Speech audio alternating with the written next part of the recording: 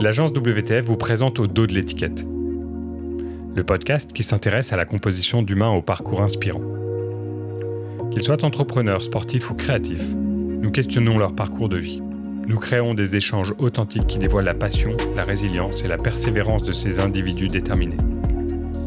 Qu'il s'agisse de réussites ou d'échecs, découvrons ensemble leurs histoires qui se cachent au dos de l'étiquette publique de chaque invité. Je suis Antoine Vildary, cofondateur de l'agence WTF, intervieweur curieux et heureux partageur. Hello Julie, tu vas bien ? Ouais, super. Très contente d'être là. Eh ben c'est pareil, je suis très très heureux que tu sois ici avec moi. Nous, on se connaît déjà, mais c'est la première fois qu'on se rencontre en physique. Ouais. On a fait pas mal de visio ensemble. Tu me disais que tu reconnaissais des lieux dans l'agence. Mais j'étais pas là sur le tournage quand on a fait le premier projet ensemble. Il y avait Martin de chez nous. Je sais plus exactement qui y avait de chez nous, mais bon, le projet, a priori, s'était très bien passé. En gros, je recontextualise. Nous, on a travaillé un petit peu ensemble début 2024. Ouais, au tout début du projet. Ramadan pour le Social. lancement de votre marque, exactement.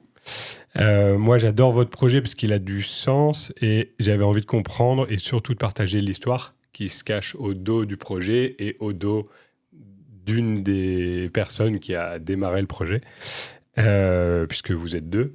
Et bref, moi, je suis très heureux aujourd'hui que tu aies accepté de venir ici pour nous partager le dos de ton étiquette. Je te rappelle vite fait le concept du podcast, mais je crois que tu le connais. Le but, c'est de découvrir qui se cache au dos de l'étiquette publique que tu as, donc la cofondatrice de Ramadan Social. Et j'aimerais bien te laisser te présenter, même si je viens d'annoncer ton étiquette publique. Ok, ça marche. Donc, je suis Julie, la cofondatrice de Ramadan Social. Je suis aussi la maman de 3 enfants. Je viens d'avoir un petit dernier là, qui a 5 mois. Je vis à Bordeaux. Je suis passionnée de cuisine et j'ai toujours été passionnée par la création de nouveaux usages, de nouvelles marques, de nouvelles façons de consommer. Trop bien. Voilà. Et les premiers ont quel âge, les premiers enfants ? 8 et 5. 8 et 5 ans. Ouais. Je crois Ils que sont contents d'avoir un j'ai lu petit une dernier. stat que tu commences à récupérer ton quota de sommeil quand l'enfant a 6 ans. Donc moi, tu vois, d'étaler entre 8 et 5, je me suis dit, ah d'accord, donc j'en ai pour 14 ans, en gros, sans sommeil. T'as l'air assez fraîche, donc je sais pas si les stats sont bonnes. Surtout que t'en as un de 5 mois, c'est ça ? Ouais, Bon. exactement. En parlant de naissance, j'aime bien démarrer un petit peu dans l'ordre chronologique des choses. Mhm. Toi, t'es né où ? Parce que tu me dis que t'es à Bordeaux aujourd'hui. Est-ce que t'es natif de Bordeaux ou pas du tout ? Pas du tout. D'accord. Moi, je suis originaire de la diagonale du vide, si j'ai envie de dire. Je peux te dire Saint-Dizier, je suis pas sûre que ça te parle beaucoup. De nom, j'aurais du mal à le placer. C'est entre 1 heure de Nancy, Troyes, Ah oui. Reims, Ok. en Ok. Haute-Marne. On appelle ça la diagonale du vide. Il y a une espèce de diagonale du vide en France et Saint-Dizier en fait. Ça veut dire quoi ? Ça veut dire qu'il se passe pas grand-chose ? Ça veut dire que... Il s'est passé pas mal de choses à une époque. C'est un bassin métallurgique. Ouais. Donc, tu avais pas mal... t'avais une ville qui était assez grosse. En tout cas, moi, quand je suis née, enfin, grosse, tout est relatif, mais Ouais. tu avais à peu près 45 000, 50 000 habitants. Ok. Et elle est assez représentative de ces villes moyennes qui se dépeuplent parce que de moins en moins d'emplois. Aujourd'hui, tu as 20 000 personnes, je crois. Ah ouais. Ouais, Ok. c'est plus beaucoup d'emplois. Et là, on parle de quelle ville ? Saint-Dizier. Ah, de Saint-Dizier, ok. Du coup, t'as vécu combien de temps là-bas ? T'es né là-bas, mais Ouais. tes parents étaient... Ouais, toute ma famille Et de là-bas. est originaire de là-bas. Toute ma Ok. famille y vit encore, d'ailleurs. Ok. Et moi, je suis partie à 17 ans pour faire mes études. Ok, très bien. Et j'entends, c'est une dérive, j'entends la diagonale du vide, c'est un bon nom pour un trail, ça, non ? On peut pas organiser un truc là-bas ? Alors ça, je vais pas te suivre là-dessus. Ok. Je suis désolée. Je comprends la passion du trail, mais alors je Pratique pas. Non, impossible. Écoute, pas de problème. J'aimerais Mais bien, je disais impossible il y a 2 ans, et puis aujourd'hui, tous les week-ends, j'ai des courses. Hein. Donc je dis plus jamais, jamais. Et je vais essayer de t'inscrire à une course. Est-ce que tu as des frères et sœurs ? J'ai une petite sœur Ok. Quel âge ? de 35. Ok. Et toi ? On a le droit de te demander ton âge ou pas ? Ouais, moi, j'ai 38. 38 ans. Qu'est-ce qu'elle fait dans la vie ? Elle est ta sœur ? infirmière. Infirmière, ok. Ouais. Vous vous entendez bien ? Ouais, super bien. Et t'as grandi dans quel cadre familial, toi, tes parents ? Qu'est-ce qu'ils font à Saint-Dizier ? Ils sont dans la métallurgie ou rien à voir ? Du côté de ma mère, c'est instituteur, enseignant, directeur d'école D'accord. depuis 4 générations. Je crois qu'avec ma sœur, on est on est la première génération à casser un peu la vocation familiale. Ouais, exactement. Mon père était plutôt dans l'industrie. D'accord. Et quelle éducation vous avez eue? Est-ce que c'est plutôt libéré? Est-ce que c'est en pression, en douceur? Quand on te voit, j'ai l'impression que c'est plutôt en douceur, mais quand je vois aussi ton niveau de rigueur professionnelle, je me dis qu'il y a dû avoir aussi des bonnes... Ouais, moi je pense que je suis une caricature de, tu sais, la fille aînée, le premier enfant. Alors, est-ce que je suis d'accord? Parce que comme je suis un garçon aîné, on va voir si j'ai vécu les mêmes choses. Je pense que, tu vois, si tu recevais ma sœur, tu n'aurais pas forcément la même réponse. J'ai l'impression qu'on a eu les mêmes bases d'éducation, mais peut-être un peu plus de rigueur pour moi qui était l'aîné. D'accord. De quoi? De la part de tes parents ou toi, naturellement? C'est une bonne question. L'œuf ou la poule, j'ai envie de te dire. Ouais, c'est pas faux. Donc c'était une enfance bienveillante. Hyper bienveillante. Ouais. Hyper bienveillante, très entourée par la famille. Ok. Donc la vie était belle. Ouais. Elle est toujours, j'ai l'impression. Comment tu te décrirais, toi, quand tu étais petite? Est-ce que tu étais extravertie? Est-ce que tu étais réservée? Est-ce que tu étais déjà une battante, puisque je crois que tu l'es un peu aujourd'hui? Est-ce que tu étais une rêveuse? Rêveuse, définitivement. J'adorais lire. Ok. Donc je passais beaucoup de temps à lire. Ok. Plutôt sage. Plutôt sage. Et battante, je crois que c'est venu un peu plus tard, je pense. D'accord. Pas forcément au début. Après, moi, j'ai fait des études secondaires. Beaucoup de mes amis sont arrêtés, tu vois, à des bacs pro. Pas forcément, enfin mes amis d'enfance en tout cas. Ouais. Du coup, je me suis toujours un peu demandé ce qui a fait que moi, ça me suffisait pas, tu vois, j'en voulais plus, je voulais aller plus loin.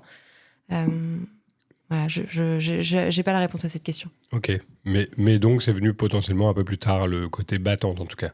Ouais. Rêveuse, pas de problème, tu l'es toujours. Après, rêveuse, je suis toujours battante. Moi, j'étais aussi en lycée en REP+, qui était... c'est quoi? C'est des lycées un petit peu plus difficiles. Ok. Donc, à Saint-Dizier? Ouais, à Saint-Dizier. Okay.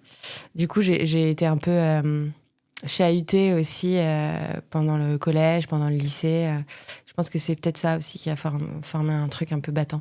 D'accord. Chahuté quoi? Par le côté prof ou par le côté élève? Plutôt élève. Ouais. Élève, ok. Ouais. Et il y avait un truc qui t'animait déjà jeune, tu disais que tu lisais beaucoup. Est-ce qu'il y avait une cause qui te touchait déjà? Est-ce qu'il y avait une passion, alors peut-être littéraire ou pas, j'en sais rien. Est-ce que tu avais d'autres activités à part l'école, puisqu'on parle de l'école, mais il n'y a pas que ça dans une vie? Mes parents ont toujours été hyper... mes parents, grands-parents, puisqu'on était tous dans le même village, ont toujours été hyper investis par le monde associatif. Ah oui, d'accord. Donc moi, j'ai une sensibilité au monde associatif, et on pourra peut-être en reparler quand on parlera de Ramdam. Mais j'y prenais pas forcément part, en fait. C'était trop pour moi, il y en avait déjà beaucoup, beaucoup à la maison. Donc, lecture, danse... les hobbies un peu classiques. Mais du coup, tu étais déjà sensibilisé à ce monde associatif, même si ce n'était pas forcément ton sujet, même si tu t'étais pas attribué ce type de démarche, de sujet, mais tu avais déjà cette conscience que ça existait, tout ce monde-là. Exactement. Ok. Intéressant. Et du coup, à quel âge tu commences à comprendre le monde qui t'entoure? À quel âge tu te dis, tiens... Est-ce que c'est quand tu découvres le monde associatif autour de tes parents, ou est-ce que c'est un petit peu plus tard où tu te dis il y a peut-être des choses à faire avec ce domaine-là? Je sais pas. Non, c'est une bonne question. Il n'y a pas de date clé, quoi. Non. Ok. Et après, du coup, tu as fait quoi comme études? J'ai fait une prépa, puis une école de commerce. À quel endroit? Plus à Saint-Dizier? Non, la prépa à Nancy et l'école de commerce à Lyon. Ok. Et un peu par hasard, pour être honnête, je m'étais inscrite en fac de droit. Et j'ai eu un bon résultat au bac, un très bon résultat au bac. Pourquoi par hasard? parce que en fait, je connaissais personne, tu vois. Moi, j'ai pas grandi dans un milieu où il fallait faire une classe préparatoire, puis après aller dans une école de commerce. Ouais. C'est juste que j'ai un très bon résultat au bac et on m'a dit, mais c'est vraiment dommage de pas faire une classe préparatoire, etc. Donc moi, je voulais absolument pas faire ça. C'est ma mère qui, peut-être tu vois le côté un peu...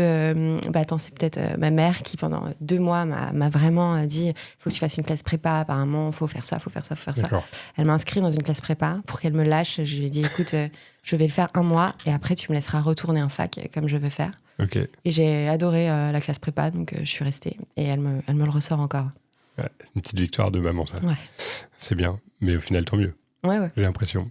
Et du coup, pendant tes études, qu'est-ce qui t'a plu là-dedans? Qu'est-ce qui a fait que t'as adoré? La classe prépa? Ouais, est-ce qu'il y a des personnes qui t'ont marqué? Est-ce qu'il y a des personnes qui t'ont aidé à apprécier ces moments-là? Ouais. Alors, j'avais des bons profs, j'ai appris plein de choses. Moi, j'ai toujours beaucoup aimé la philo, la littérature, donc forcément, ça m'a pas mal plu. Ouais. Et si je suis tout à fait transparente, j'ai 17 ans, je prends un appartement dans le centre de Paris, le centre de Nancy, pardon, avec ma cousine. J'ai bien aimé aussi, tu vois, cette indépendance à 17 ans et je me suis beaucoup amusée. Et ta cousine était dans la même classe que toi ou non, elle faisait pharma de son côté. Très bien. Et donc tu fais quoi comme cursus? Enfin, tu vas jusqu'où? Du coup, école de commerce, c'est ça? Ouais. Ok. Et après, par quoi tu rentres dans la vie active? Parce que tu n'as pas été tout de suite entrepreneuse, hein? Non. Est-ce que c'est un truc qui t'a animé en sortie d'école ou pas? Est-ce que tu as eu l'idée ou... C'est assez marrant parce que tu sais, on rigolait beaucoup. L'école, à ce moment-là, avait une signature qui s'appelait Entrepreneur for the World. Et cette espèce de franglais nous faisait tous beaucoup rire. Ouais. Et en fait, on avait quand même des cours d'entrepreneuriat. Donc, la première année, tu étais obligé de créer ton projet d'entreprise. Puis régulièrement, tu avais des cours d'entrepreneuriat. Et moi, je les suivais parce que il fallait les suivre. Okay. Mais quand je regarde aujourd'hui avec le recul, tous mes amis sont entrepreneurs. Donc, je ne sais pas si c'est ce cursus-là, si c'est une mode ou si c'est... Je me suis liée d'amitié avec des gens, tu vois, qui ont un peu les mêmes centres d'intérêt que moi. D'accord.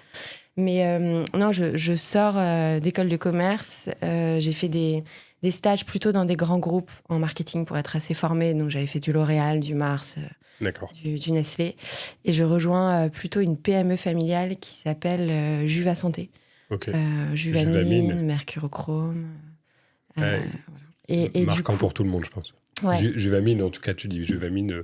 En tout cas, les gens qui ont nos âges, on a été bien martelés par leur campagne à l'époque, quoi. Et tu sais, ce qui m'a fait en partie les rejoindre, c'est que pile au moment où je rejoins Juvamine, j'étais sur Juvamine, moi, c'est qu'ils lançaient une pub, justement, autodérision sur si je vais bien, c'est Juvamine. Et donc, du coup, tu avais un mec qui répétait « Oh, si je vais bien, c'est Juvamine, si je vais bien, c'est Juvamine ». Un autre mec qui ouvrait la porte et qui lui dit « Ça fait 20 ans maintenant. » Passe à autre chose. Ouais, et c'était leur pub et j'étais trop contente de voir ce renouveau-là. Ouais, c'est clair. C'était 20 ans après la première campagne, à peu près, quoi. À peu près, ouais. Ouais, costaud. Est-ce que... donc tu avais déjà un espèce de goût en toi pour l'entrepreneuriat, mais tu n'as pas commencé par cocher cette case? Alors, j'ai un goût pour l'entrepreneuriat. J'ai jamais pensé être un entrepreneur. En revanche. D'accord, ok. Donc... Mais c'est toujours des sujets qui m'ont intéressé, mais pas pour moi, plus pour donc en sortie d'école, tu t'es dit, ok, je vais faire d'abord de la grosse boîte. Enfin, c'est même pas d'abord, je vais vers ça et... Ouais. Ok, très bien. La grosse boîte, ça reste une PME quand même. Oui, pour Juva... C'est pas... Le groupe, c'est quoi? Juva Santé. Juva Santé, ouais. Ok. T'as toujours eu ce goût pour créer du lien ou pas? Parce que on sent que t'es naturellement à l'aise avec beaucoup de gens. Nous, enfin, je trouve, en tout cas, tu vois, nous, on a vite eu des échanges faciles. On a été mis en relation par François Régis, qui dirige la marque Plantid en France, cette marque suisse de viande végétale. Il m'a dit... Enfin, moi, j'ai d'abord rencontré François Régis qui m'a dit « Il faut absolument que tu rencontres Julie. Elle a un projet incroyable. » Donc, vous étiez en train de l'écrire, hein, je pense, avec Luco. Et c'est là qu'on s'est rencontrés. Et en parlant avec toi, je me suis dit « Putain, j'ai l'impression que tu as un réseau assez incroyable et que les choses se font assez naturellement. » Est-ce que c'est un truc que tu as au naturel Ou est-ce que c'est un truc que t'aimes cultiver, ce réseau? Est-ce que c'est... Je suis assez curieuse. Ok. Du coup, j'aime bien m'intéresser aux gens, comprendre leur histoire, ce qui les motive. Après, je dirais pas que je... C'est marrant que tu me décrives comme ça. Que tu sois très à l'aise? Ouais, non, pas spécialement. C'est drôle, c'est les mêmes propos que j'ai avec ma femme. Il y a plein de gens qui la voient très, très sociale, etc., sociable. Et elle, en off, elle me dit, mais c'est un combat contre moi que d'aller vers les autres, etc. Et c'est la perception qu'on a de l'extérieur vs le fort intérieur de chacun. J'ai l'impression que des fois, il y a des distorsions. Mais effectivement, moi, je t'identifie très sociable. Mais peut-être que je me trompe. Bah, tu sais, il y a des formations, les formations DISC où ils vont un peu étudier en fonction de ta personnalité. Ouais. Moi, le côté vert, donc qui est le côté relationnel, tu vois dans mon insight que je le pousse. Je le pousse, mais que ça me coûte des points d'énergie. Ouais, bah, tu fais ça quand même assez bien, puisqu'on a l'impression que c'est naturel. Et du coup, c'est un truc que même si tu le pousses, c'est un truc que t'aimes, cultiver ton réseau, aller chercher de la nouveauté dans ta vie avec des personnes, avec... Le côté curiosité, essayer de comprendre les gens, ce qui les motive, ça a toujours été intéressant pour moi. Après, je pense qu'on s'est rencontrés à un moment où on crée le projet. Ouais. Et tu sais, l'entrepreneuriat, au début, tu te sens seul. Ouais. T'es pas forcément habitué à pas avoir les réponses. Et du coup, je pense que tu te mets à cultiver ce réseau parce que ça t'apporte aussi des réponses qui t'aident à avancer sur ton projet. Enfin, tu te nourris de l'expérience des autres. D'accord. Tu vas contacter aussi d'autres entrepreneurs qui ont cette même solitude. Donc, je pense que ça crée des liens particulièrement forts à ces moments-là. Oui, c'est très vrai. Ok, génial. Qu'est-ce qui t'a nourri? Parce qu'après, on va venir à ton sujet Ramdam, mais qu'est-ce qui t'a nourri pendant ces premières années d'expérience pro? Est-ce que c'est des humains? Est-ce que c'est des expériences en particulier? Ouais, moi, c'est un peu ce que je te disais. Ce qui m'a toujours intéressée, c'est vraiment créer quelque chose de nouveau. Je me suis rendu compte assez vite que aller batailler pour faire 2 points de part de marché en plus, avec du tract promo, c'était clairement pas ce qui m'animait et ce sur quoi je pouvais performer d'ailleurs. Ouais. Ce qui m'a toujours intéressée, c'est d'aller changer les usages. Tu vois, par exemple, quand j'ai fait mon premier stage chez L'Oréal, je suis pas allée sur des grosses marques de L'Oréal. J'ai demandé une toute petite marque qui s'appelait Ineov, qui n'existe plus d'ailleurs, qui faisait des compléments alimentaires parce qu'on suivait la tendance qui était beaucoup plus développée en Asie et on essayait de changer le regard sur la beauté avec des compléments alimentaires. Chez Nestlé, j'étais allée sur un Nescafé Dolce Gusto qui faisait du cappuccino en machine, ce qui, pareil, à l'époque, n'existait pas. Et en plus, d'ailleurs, ils avaient Jamel Debbouze qui faisait leur pub et je trouvais ça vraiment génial. Donc, ça a toujours été un peu ces réflexions-là. L'autre point qui m'a vraiment intéressée, c'est que j'avais besoin d'avoir des métiers où tu touchais un peu à tout. Moi, je suis experte de rien, mais en revanche, j'ai fait un peu de category management, j'ai fait un peu d'innovation produit, j'ai fait un peu de com, parce que j'aime bien toucher à tout. Dès que tu m'emmenais sur des postes avec une seule expertise, je m'ennuyais, je performais pas, donc ça a été un peu mes 2 drivers. Ok, je me reconnais un peu dans ce que tu dis. J'ai besoin de toucher à tout. Est-ce que ça te frustre ou pas de pas être experte dans un domaine? Enfin, tu l'es peut-être, mais je veux dire de pas... Moi, il y a des fois, je me dis, putain, je fais tout à peu près bien, mais du coup, je suis pas expert dans un domaine, tu vois. C'est comme le sport, je suis bon dans plein de sports, mais je suis excellent dans rien. Bah, j'ai mis du temps à accepter que c'était peut-être ça ma force, que tu peux me mettre sur plein de sujets différents, et j'aime bien creuser, comprendre... avancer, mais ça va très bien avec l'entrepreneuriat au final. En revanche, par exemple, j'ai fait quelques années chez Innocent. Ouais. Quand j'ai rejoint Innocent, c'était une relativement petite entreprise en France. Elle faisait 5% de part de marché. Innocent, les jus de fruits. Les jus de fruits. Ouais. Quand je suis partie, elle en faisait 38. Donc, tu vois, j'ai vu cette croissance d'entreprise. Donc, au début, on recherchait des profils un peu couteau suisse. D'ailleurs, j'avais une casquette. Je faisais du category management. Je développais des recettes de jus de fruits. Et je faisais un peu de marketing aussi. Donc, c'était un avantage. Quand tu arrives à 38% de part de marché, t'es structuré beaucoup. T'es structuré et on a envie de casser un peu ce côté touche à tout et d'avoir des experts. Et là, à ce moment-là, je me suis dit, mais mince, je suis inutile en fait. Et j'ai pris du temps à accepter le fait que c'est pas que j'étais inutile, c'est que j'étais devenue inutile pour ce mode de fonctionnement et que c'était pas grave. Il fallait juste que je retrouve une entreprise où j'allais redevenir utile. Mais ça, à ce moment-là, j'ai mis un peu de temps à l'accepter. C'était un peu douloureux. Parce qu'effectivement, t'arrives, t'as un profil un peu intrapreneur chez Innocent, et plus t'avances, plus tu dois te sectoriser, plus les services se dessinent et se précisent, c'est ça? Et là, tu comprends que c'est plus forcément ta place, quoi. Ouais, ça m'ennuie. Ça t'ennuie? Ouais, ça m'ennuie. Ok. Dans l'ordre, t'as fait quoi? L'Oréal? Bon, ça, c'était mes stages. J'ai fait Jules Santé en premier. Après, j'ai rejoint Roger Cavaillès. Ouais. Et ce qui me faisait... c'était une belle endormie pour moi, tu vois, en termes de marketing, comme des produits Produits pour le corps. Des lavants, de l'hydratation, des produits d'hygiène féminine. Et l'idée, c'était de réveiller un peu cette belle endormie. Donc ça m'avait bien plu. À ce moment-là, la trentaine... première crise de sens. Il paraît que les millennials, on va en avoir tous les 5 ans. Donc je me tiens prête. C'était la première. Et là, je me dis, mais je sais pas trop. Du coup, je passe mon CAP cuisine. Ah oui, drôle. Donc, t'aimes vraiment cuisiner? Ouais. Après, c'était un peu le goût du challenge aussi, pour être honnête. Donc, je passe mon CAP cuisine et là, je me rends compte que c'est pas du tout fait pour moi. J'aime pas, je trouve ça hyper stressant. Je trouve que les gens me parlent mal en cuisine. Ça me plaît pas, mais j'aime bien cuisiner. Je me dis, je dois pouvoir trouver un truc où quand même ça sert à quelque chose. Tu vas jusqu'au bout du CAP? Ouais. Ok. Ouais. Ça met combien de temps? Comment ça se passe? Moi, je l'ai fait en cours du soir avec la mairie de Paris. Donc tous les lundis soirs dans un lycée dans le 20e arrondissement. C'était assez marrant parce qu'on cuisinait pendant 2 heures, puis après on se faisait des gros repas où on mangeait tout ce qu'on avait préparé. Et, dur quand même le lundi soir, tu vois, de commencer par un truc comme ça ta semaine. Et après, à la fin, tu es en candidat libre et tu peux passer ton CAP si tu le souhaites. Ok, donc au bout de combien de temps? 1 an? 1 an. 1 an, ouais. Ok. 1 an. Avec un bon bachotage à la fin, parce que tu as à peu près 3000 recettes à connaître par cœur. Tu les as toujours en tête?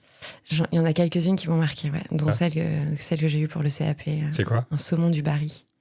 Ça consiste en? C'est un saumon poché avec des petits légumes et une sauce blanche. Pas mal. Ouais. Ça donne envie tout ça. Et donc bref, pour revenir à ce que je te disais, je me dis il y a bien, ça doit bien servir à quelque chose ce truc. Et à ce moment-là, je vois Innocent. Innocent commençait à être un peu la petite marque trendy qui faisait un peu rêver les marketeurs. Moi, pas spécialement. Je pensais que c'était un peu du vernis. Mais en revanche, je vois ce poste mi-Catman, donc catégorie management, analyse de la data avec les enseignes, et mi-création de recettes. Ok. Et je me dis, mais ça...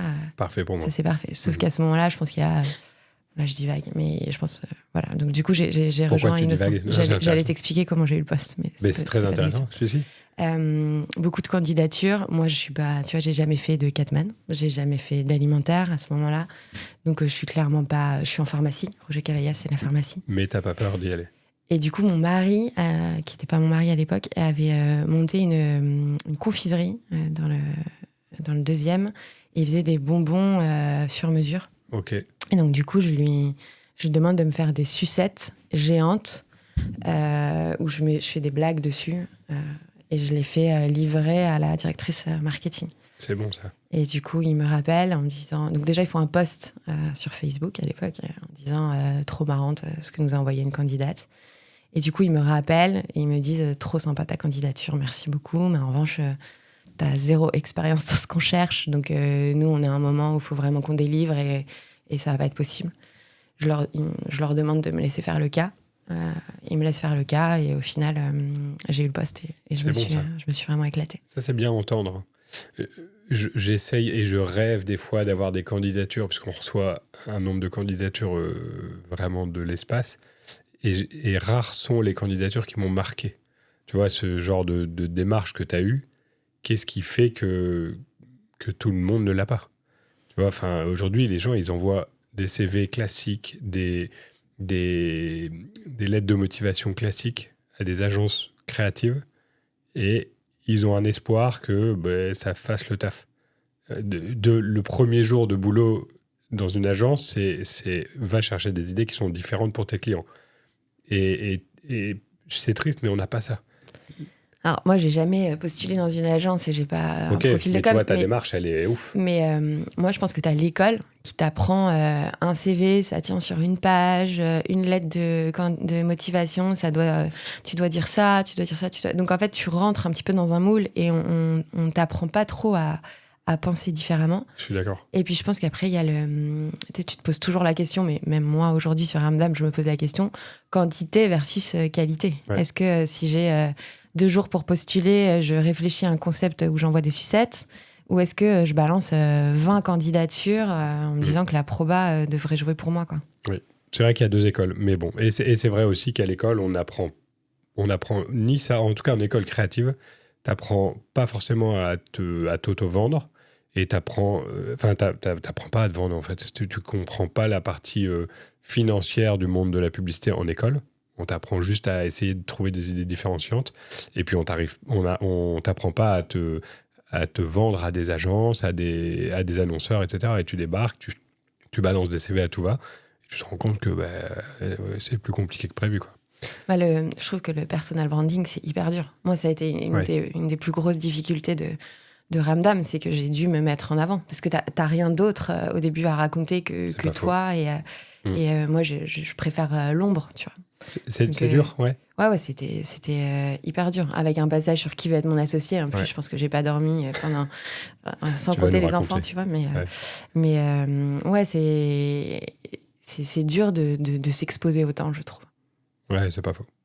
Bon, comment on arrive au sujet? Comment est né Ramdam? Parce que là, j'ai l'impression que c'était jusqu'à Innocent. Hein. Donc, j'ai fait Innocent, et après, j'ai fait une autre boîte qui s'appelle Les Nouveaux Fermiers à Pivor. Donc, il y a aussi de la viande végétale. J'ai fait ça 1 an. Ça t'a plu? Ouais, j'ai appris plein de choses. Ok. Plein de choses sur la viande végétale et sur l'entrepreneuriat. Ouais. Parce que Cédric et Guillaume sont 2 entrepreneurs de talent. Ça a été créé quand, à Pivor, tu sais ou pas? Je m'en souviens même plus. Il n'y a pas très longtemps, je dirais 2019, je pense, quelque chose comme ça. Un peu comme Plantid aussi, ça doit être à peu près ces années-là. Ouais, la même époque. Okay. La vie aussi. La vie, exact. Très bien. Et donc, toi, est-ce que tu peux nous expliquer le concept? Parce qu'une fois que tu as fait tout ça, tu as quand même eu une idée. D'où vient l'idée? C'est toi? C'est Luc Olivier, ton associé? C'est nous deux. Vous deux? Nous deux, je pense. En fait, ce qui se passe, c'est qu'à un moment, on a envie de quitter Paris, mon mari et moi. Enfin, surtout mon mari, d'ailleurs, pour être honnête. Et on se dit, qu'est-ce qu'on fait? Où est-ce qu'on va? Et l'idée, c'était de se dire, le premier qui trouve un projet sympa dans une ville sympa, c'est parti. Okay. Et moi, à ce moment-là, je vois un post de Luc Olivier que je ne connais pas du tout. C'est pour ça que je l'appelle là, Luc Olivier à ce moment de l'histoire, parce que je ne le connais pas. Ouais. Mais je vois un post de lui sur LinkedIn qui parle d'une boîte allemande qui s'appelle Cher, dans laquelle il se lance sur une mission de freelance pour évaluer la pertinence du marché du produit partage en France.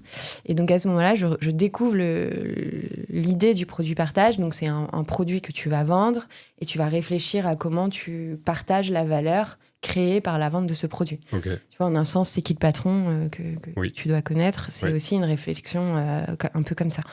Et donc du coup, je trouve le modèle génial. Je chasse Luco sur LinkedIn, qui me répond, et je lui dis, aujourd'hui le mix est très adapté au marché allemand, mais crois-moi, ça va pas du tout marcher comme ça en France. Je te rejoins sur la mission. Et donc là, il me répond, ok, mais c'est à Bordeaux. 1 mois plus tard, enfant, mari, on débarque à Bordeaux. Attends, tu dis je te rejoins sur la mission, parce que lui, tu dis il est en free. Ouais, il est sur un contrat, un espèce de contrat free pour évaluer la pertinence. Et quand tu dis je te rejoins sur la mission, ça consiste en ça veut quoi? dire embauche-moi. Ah, ok, voilà, le message est clair. Non, c'est pas, Ok. c'était pas du bénévolat. Moi, si tu veux, je bouge toute la famille, donc il fallait quand même que je. Ouais. Et là, on travaille ensemble sur le modèle et coup de cœur pour le modèle. Donc Cher, c'est une entreprise allemande qui commercialise des produits. Et à chaque fois que tu achètes un produit, ça va redistribuer une partie de la valeur à une association. Et en l'espace de 3 ans, ils sont devenus le premier contributeur à Action contre la faim en Allemagne. Donc tu vois, c'est un gros succès en Allemagne. Donc coup de cœur pour le modèle et coup de cœur pour Luco, qui est vraiment... j'adore travailler avec lui, on est vraiment complémentaires. Ok. Du coup, à la fin de la mission, on se dit... donc la conclusion est que ça ne fait pas de sens de lancer cette entreprise en France. En revanche, on se dit, le modèle est génial. Du coup, go, on va le créer nous-mêmes en apportant les twists nécessaires pour qu'ils correspondent au marché français. Ok. Et c'est quoi les twists nécessaires par rapport au marché allemand? Alors, parce que j'aurais peut-être dû commencer par ça, si je t'explique un peu ce que fait Ramdam, nous, ce qu'on s'est dit, en fait, on est parti d'un constat qui est de se dire qu'aujourd'hui, tu as une personne sur 3 en France qui est en situation de précarité alimentaire. Donc, ça veut dire qu'il n'arrive pas à manger à sa faim, qu'il n'arrive pas à faire 3 repas par jour et qu'il n'arrive pas à avoir des repas qualitatifs. Une personne sur 3. Une personne sur 3, ce qui est quand même énorme. Dans ce contexte-là, tu as de plus en plus de monde qui ont des besoins et des assos qui ont de moins en moins de financement. Les subventions des assos, elles ont baissé de 41% en 10 ans. Donc, elles ont de moins en moins. Et face à ça, tu as quand même plein de gens qui disent 70%, moi, je veux bien filer un coup de main. Moi, je trouve pas ça normal qu'il y ait des gens qui meurent dans la rue ou qui ont faim. Je veux bien donner un coup de main. Mais après, derrière, tu vois, une fois que tu as ça, tu fais quoi? On veut bien donner un coup de main, ça veut dire quoi? Ça veut dire... que le don, il n'y a jamais assez de dons, j'imagine. Enfin, on parle, nous, d'un autre côté avec la Croix-Rouge. Ils sont tout le temps à la recherche de donneurs, etc. Et je crois que dans les échanges qu'on avait eus à l'époque, tu me disais que le don, c'est compliqué en France. Ouais, t'as 4 raisons majeures qui font que les gens donnent pas, peu, moins, plus. C'est j'y pense pas. Ça, c'est vraiment le premier truc. Le deuxième, c'est j'ai pas d'argent. Moi, je veux bien aider les autres, mais je suis déjà en galère, donc désolée. Et ensuite, tu as deux points qui sont assez intéressants pour nous. Le premier de ces 2 points, c'est le manque d'efficacité perçue. Il y a des gens, et le manque de transparence, qui est le dernier. Il y a des gens qui vont nous dire ouais, super, j'ai filé 50 balles à l'UNICEF et je reçois des stylos et des calendriers dans ma boîte aux lettres. Moi, je file pas 50 balles pour ça. Tu vois.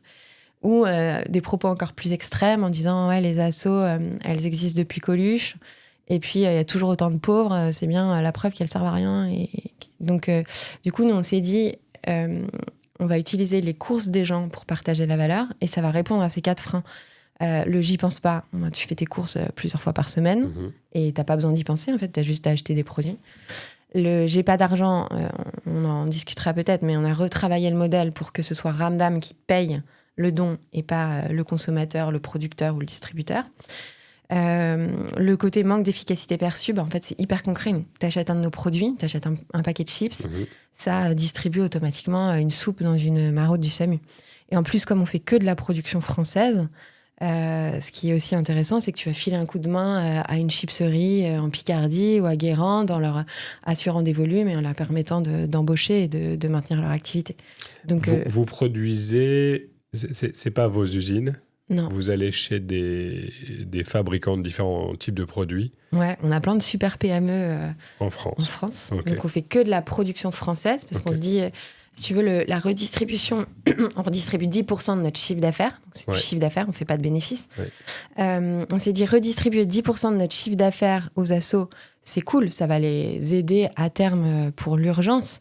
Mais si derrière, tu as envie que ces personnes que tu aides, qui sont en situation difficile, puissent retrouver des emplois et se réinsérer dans la société, il faut aussi que tu aies un tissu économique fort. Donc on a fait le choix de prendre que de la production française. Ça coûte cher ou pas? Parce qu'il y a toujours ce sujet de le pouvoir d'achat, on donne moins parce qu'on a moins. Est-ce qu'acheter un paquet de chips chez vous, ça vaut le double ou est-ce que ça vaut le prix d'un paquet de chips de qualité? Alors, c'est une bonne question. Au début, on s'est dit, quand on a construit Ramdam, le but, c'était qu'un maximum de personnes puissent donner des coups de main. Donc, on s'est dit, est-ce qu'il faut faire des produits vraiment pas chers pour que tout le monde puisse aider ? Là, très rapidement, on s'est dit, si tu veux faire des produits pas chers, tu les fais pas en France. Ouais. Du coup, tu as une déperdition de valeur qui est énorme. Donc, on a choisi la production française, mais en se disant, comment tu fais pour que ça coûte pas plus cher et pour que tout le monde puisse aider. Et là, c'est l'intérêt d'entreprendre vieux. C'est que tu connais un peu les... Vieux, un peu plus vieux que pas certains. En sortie d'école, ouais. C'est que tu connais déjà un modèle classique. Moi, je connaissais très bien les PNL de boîtes de grande consommation parce que j'en avais fait pendant 10 ans. Ouais. Donc, je me suis dit sur quoi on peut faire des économies. Et toutes ces économies, c'est ce qu'on va redistribuer, nous, aux associations. Okay. Un peu sur les modèles, on en parlait tout à l'heure, mais de Veja ou de Avril. Ouais. Veja, tu vois, ils se sont dit 30%, je crois, du coût d'une basket, c'est la pub. Marketing, ouais. Si on coupe tout ça, est-ce qu'on ne peut pas le réinjecter dans une chaussure plus green, plus sociale ? Donc nous, on a fait ce même travail. On s'est dit, on va économiser certains postes. Et du coup, c'est cet argent-là qu'on va donner aux associations. Donc, ça ne coûte pas plus cher qu'un produit français, ouais. Mais ça coûte plus cher qu'une boîte qui produit en Pologne. Ouais, ok. Donc, ce n'est pas le chips premier prix, si on prend le paquet de chips en exemple. Si tu prends le paquet de chips, on est moins cher que Tyrells, par exemple, ouais. Mais on est plus cher que Lay's. Ouais, très bien. Ok. Donc, vous savez vous placer dans un rayon assez facilement... Et du coup, le consommateur, effectivement, la démarche qui est intéressante dans votre modèle, et moi que j'apprécie beaucoup, je fais partie de ces Français qui ne donnent pas pour plein de raisons, conscientes ou pas conscientes. J'ai eu l'occasion d'acheter vos produits et je me dis, ils ont un goût quand je les mange. Alors, déjà, elles sont bonnes. Moi, je parle des chips. Et elles ont un goût de bienfaisance, bien... Je parle pas du goût à la première, tu vois, au sens figuré. Enfin, je passe au sens propre, mais le goût d'une bonne action. Exactement. Et vraiment, il y a un truc un peu différent. Alors, peut-être que moi, je suis très conscient de ce que vous faites, etc. Je ne sais pas si la totalité de vos clients, ils les achètent parce qu'il y a une bonne action derrière. Est-ce que tout le monde est conscient de ça ? Je ne sais pas si vous avez la réponse à ça. Ce qui est sûr, c'est que le côté impact social, parce que c'est écrit en gros sur nos packaging, m'acheter, c'est faire un don. Tu as le détail concret de la mécanique. On reparlait des chips, c'est écrit t'achètes un paquet, on va redistribuer soit une soupe, soit un biscuit et une boisson chaude à une personne en situation de très grande précarité avec le SAMU social. Okay. Tu as vraiment tout le détail. Ce qui est sûr, c'est que l'impact social fait que la personne va prendre le produit dans la main. En revanche, on est assez sûr, parce qu'on a fait beaucoup de discussions avec des consommateurs, on a beaucoup observé, ce qui fait que les gens mettent le produit dans le panier, c'est la qualité du produit. Et ce qui fait qu'ils le réachètent, c'est la qualité du produit. Ouais. Et donc, tu vas avoir un peu deux personas dans nos acheteurs. Tu vas avoir ceux qui se disent j'ai envie d'un bon paquet de chips. Ouais. Celui-ci, il n'est pas plus cher. Puis en plus, il file un coup de main à quelqu'un, donc je prends celui-ci. Et tu vas avoir des personnes un peu plus support qui vont se dire en achetant ce paquet de chips, je fais une bonne action. Puis en plus, je vais aller voir mon magasin à côté. Je vais voir s'ils ne peuvent pas les référencer parce que plus ils sont vendus, plus ils vont aider. Donc il y a du consommateur. Ouais, je pense que le gros, c'est plutôt le premier persona aujourd'hui. Ouais, bien sûr. Mais ce deuxième est hyper présent dans nos consommateurs aussi. Ça nourrit votre modèle, quoi. Ouais. C'est cool. Et pourquoi vous démarrez ? Parce que tu parles de chips, je crois que moi, historiquement, quand on a fait cette campagne ensemble, les premiers produits, c'était les chips. Alors, on avait des chips, chips, des sablés apéritifs et des cookies. C'est ça. Et est-ce que ça a été un choix stratégique ? Est-ce que ça a été un choix... est-ce que ça a été une opportunité ? Alors, ça a été un choix stratégique. Ouais. Pour plusieurs raisons. D'abord, on s'est dit, si on veut redistribuer beaucoup de valeur, il faut qu'on vende beaucoup. Donc, il faut qu'on aille sur des produits qui ont un taux de pénétration et une fréquence d'achat importante. Okay. Donc, les chips, je prends l'exemple des chips, tu as 95% des gens qui mangent des chips 8 fois par an. Donc, tu vois, il suffit que tu arrives à convertir une personne. Tu as déjà, en théorie, allez, peut-être qu'il ne va pas t'acheter tout le temps, mais tu as au moins 6 achats par an. Ouais. Donc, très rapidement, tu vas faire du volume. Donc, on s'est dit, voilà, des produits qui sont achetés par beaucoup de gens. Okay. Ensuite, la production française, donc qui te limite un petit peu quand même, avec un produit très qualitatif, au goût, dans la façon dont il est fabriqué, avec une attention au sourcing de matières premières, à la juste rémunération des personnes que tu emploies dans ta chipserie ou dans ta biscuiterie. Ouais. Donc ça, c'était hyper important pour nous. Et le dernier point qui moi, m'obnubile, c'est qu'aujourd'hui, la solidarité, c'est chiant. Ça fait chier tout le monde. C'est vrai. Et d'ailleurs, c'est ce qu'on te dit souvent. Et du coup, comment tu arrives à faire que la solidarité redevienne sexy ? Et nous, on s'est dit, ce qui est intéressant avec ces produits, c'est que c'est des produits sur des moments conviviaux, tu vois, des apéros, des goûters, c'est des moments où tu refais le monde, où tu te permets de rêver. Et en fait, on avait envie d'être dans ces moments choyés. Et donc, c'était des produits qui étaient hyper intéressants pour ça, pour ces moments. Et ça a duré combien de temps d'abord avec ces 3 produits, je pense ? Ouais. On avait dès le début la vocation d'être un modèle en se disant le but c'est que tout ton panier de courses puisse redistribuer de la valeur. Donc on savait dès le début qu'il fallait qu'on fasse du PQ, du gel douche, du soda. Nous, notre but ce n'est pas de changer la consommation, c'est juste de te dire que ta consommation quotidienne peut être utile à autre chose que ta propre consommation. Donc très rapidement, on a voulu montrer qu'on était un modèle et 6 mois plus tard, on a lancé des serviettes périodiques pour lutter contre la précarité hygiénique qui concerne quand même 3 millions de femmes. Ouais, vrai gros sujet. Vrai gros sujet, hyper inconnu, mais tu as quand même 3 millions de femmes qui peuvent pas s'acheter de protection périodique tous les mois, qui vont utiliser du PQ, du papier journal, qui vont pas aller à un entretien d'embauche, qui vont pas oser aller à l'école parce que elles sont gênées par ça. Et du coup, on est passé des chips aux serviettes en 6 mois de temps, quoi. Donc, c'est serviettes hygiéniques, le deuxième produit qui est rentré chez vous. La deuxième gamme. Pardon. La deuxième gamme. Ok. Et ça démarre comment ? Les serviettes périodiques ? Ouais. Comment ? En termes de fréquence d'achat, est-ce qu'il y a une vraie demande, une vraie réponse au moment où vous sortez ça ? Alors, ce qui a été hyper dur sur les serviettes périodiques, c'est de trouver le producteur, parce que tu n'as pas beaucoup de producteurs en France. Il y en a en France ? Ah ouais. Il y en a un en Bretagne. Donc c'est aussi pour ça que ça arrivait en temps 2, parce qu'il fallait être un peu plus crédible que quand tu crées le projet. Les producteurs qui nous ont suivis, les producteurs et les assos qui nous ont suivis sur le premier batch, ils ont vraiment adoré le projet, mais si tu veux, on n'arrivait quand même pas avec grand-chose. Pas de financement, pas d'accord de distribution, juste de la bonne volonté.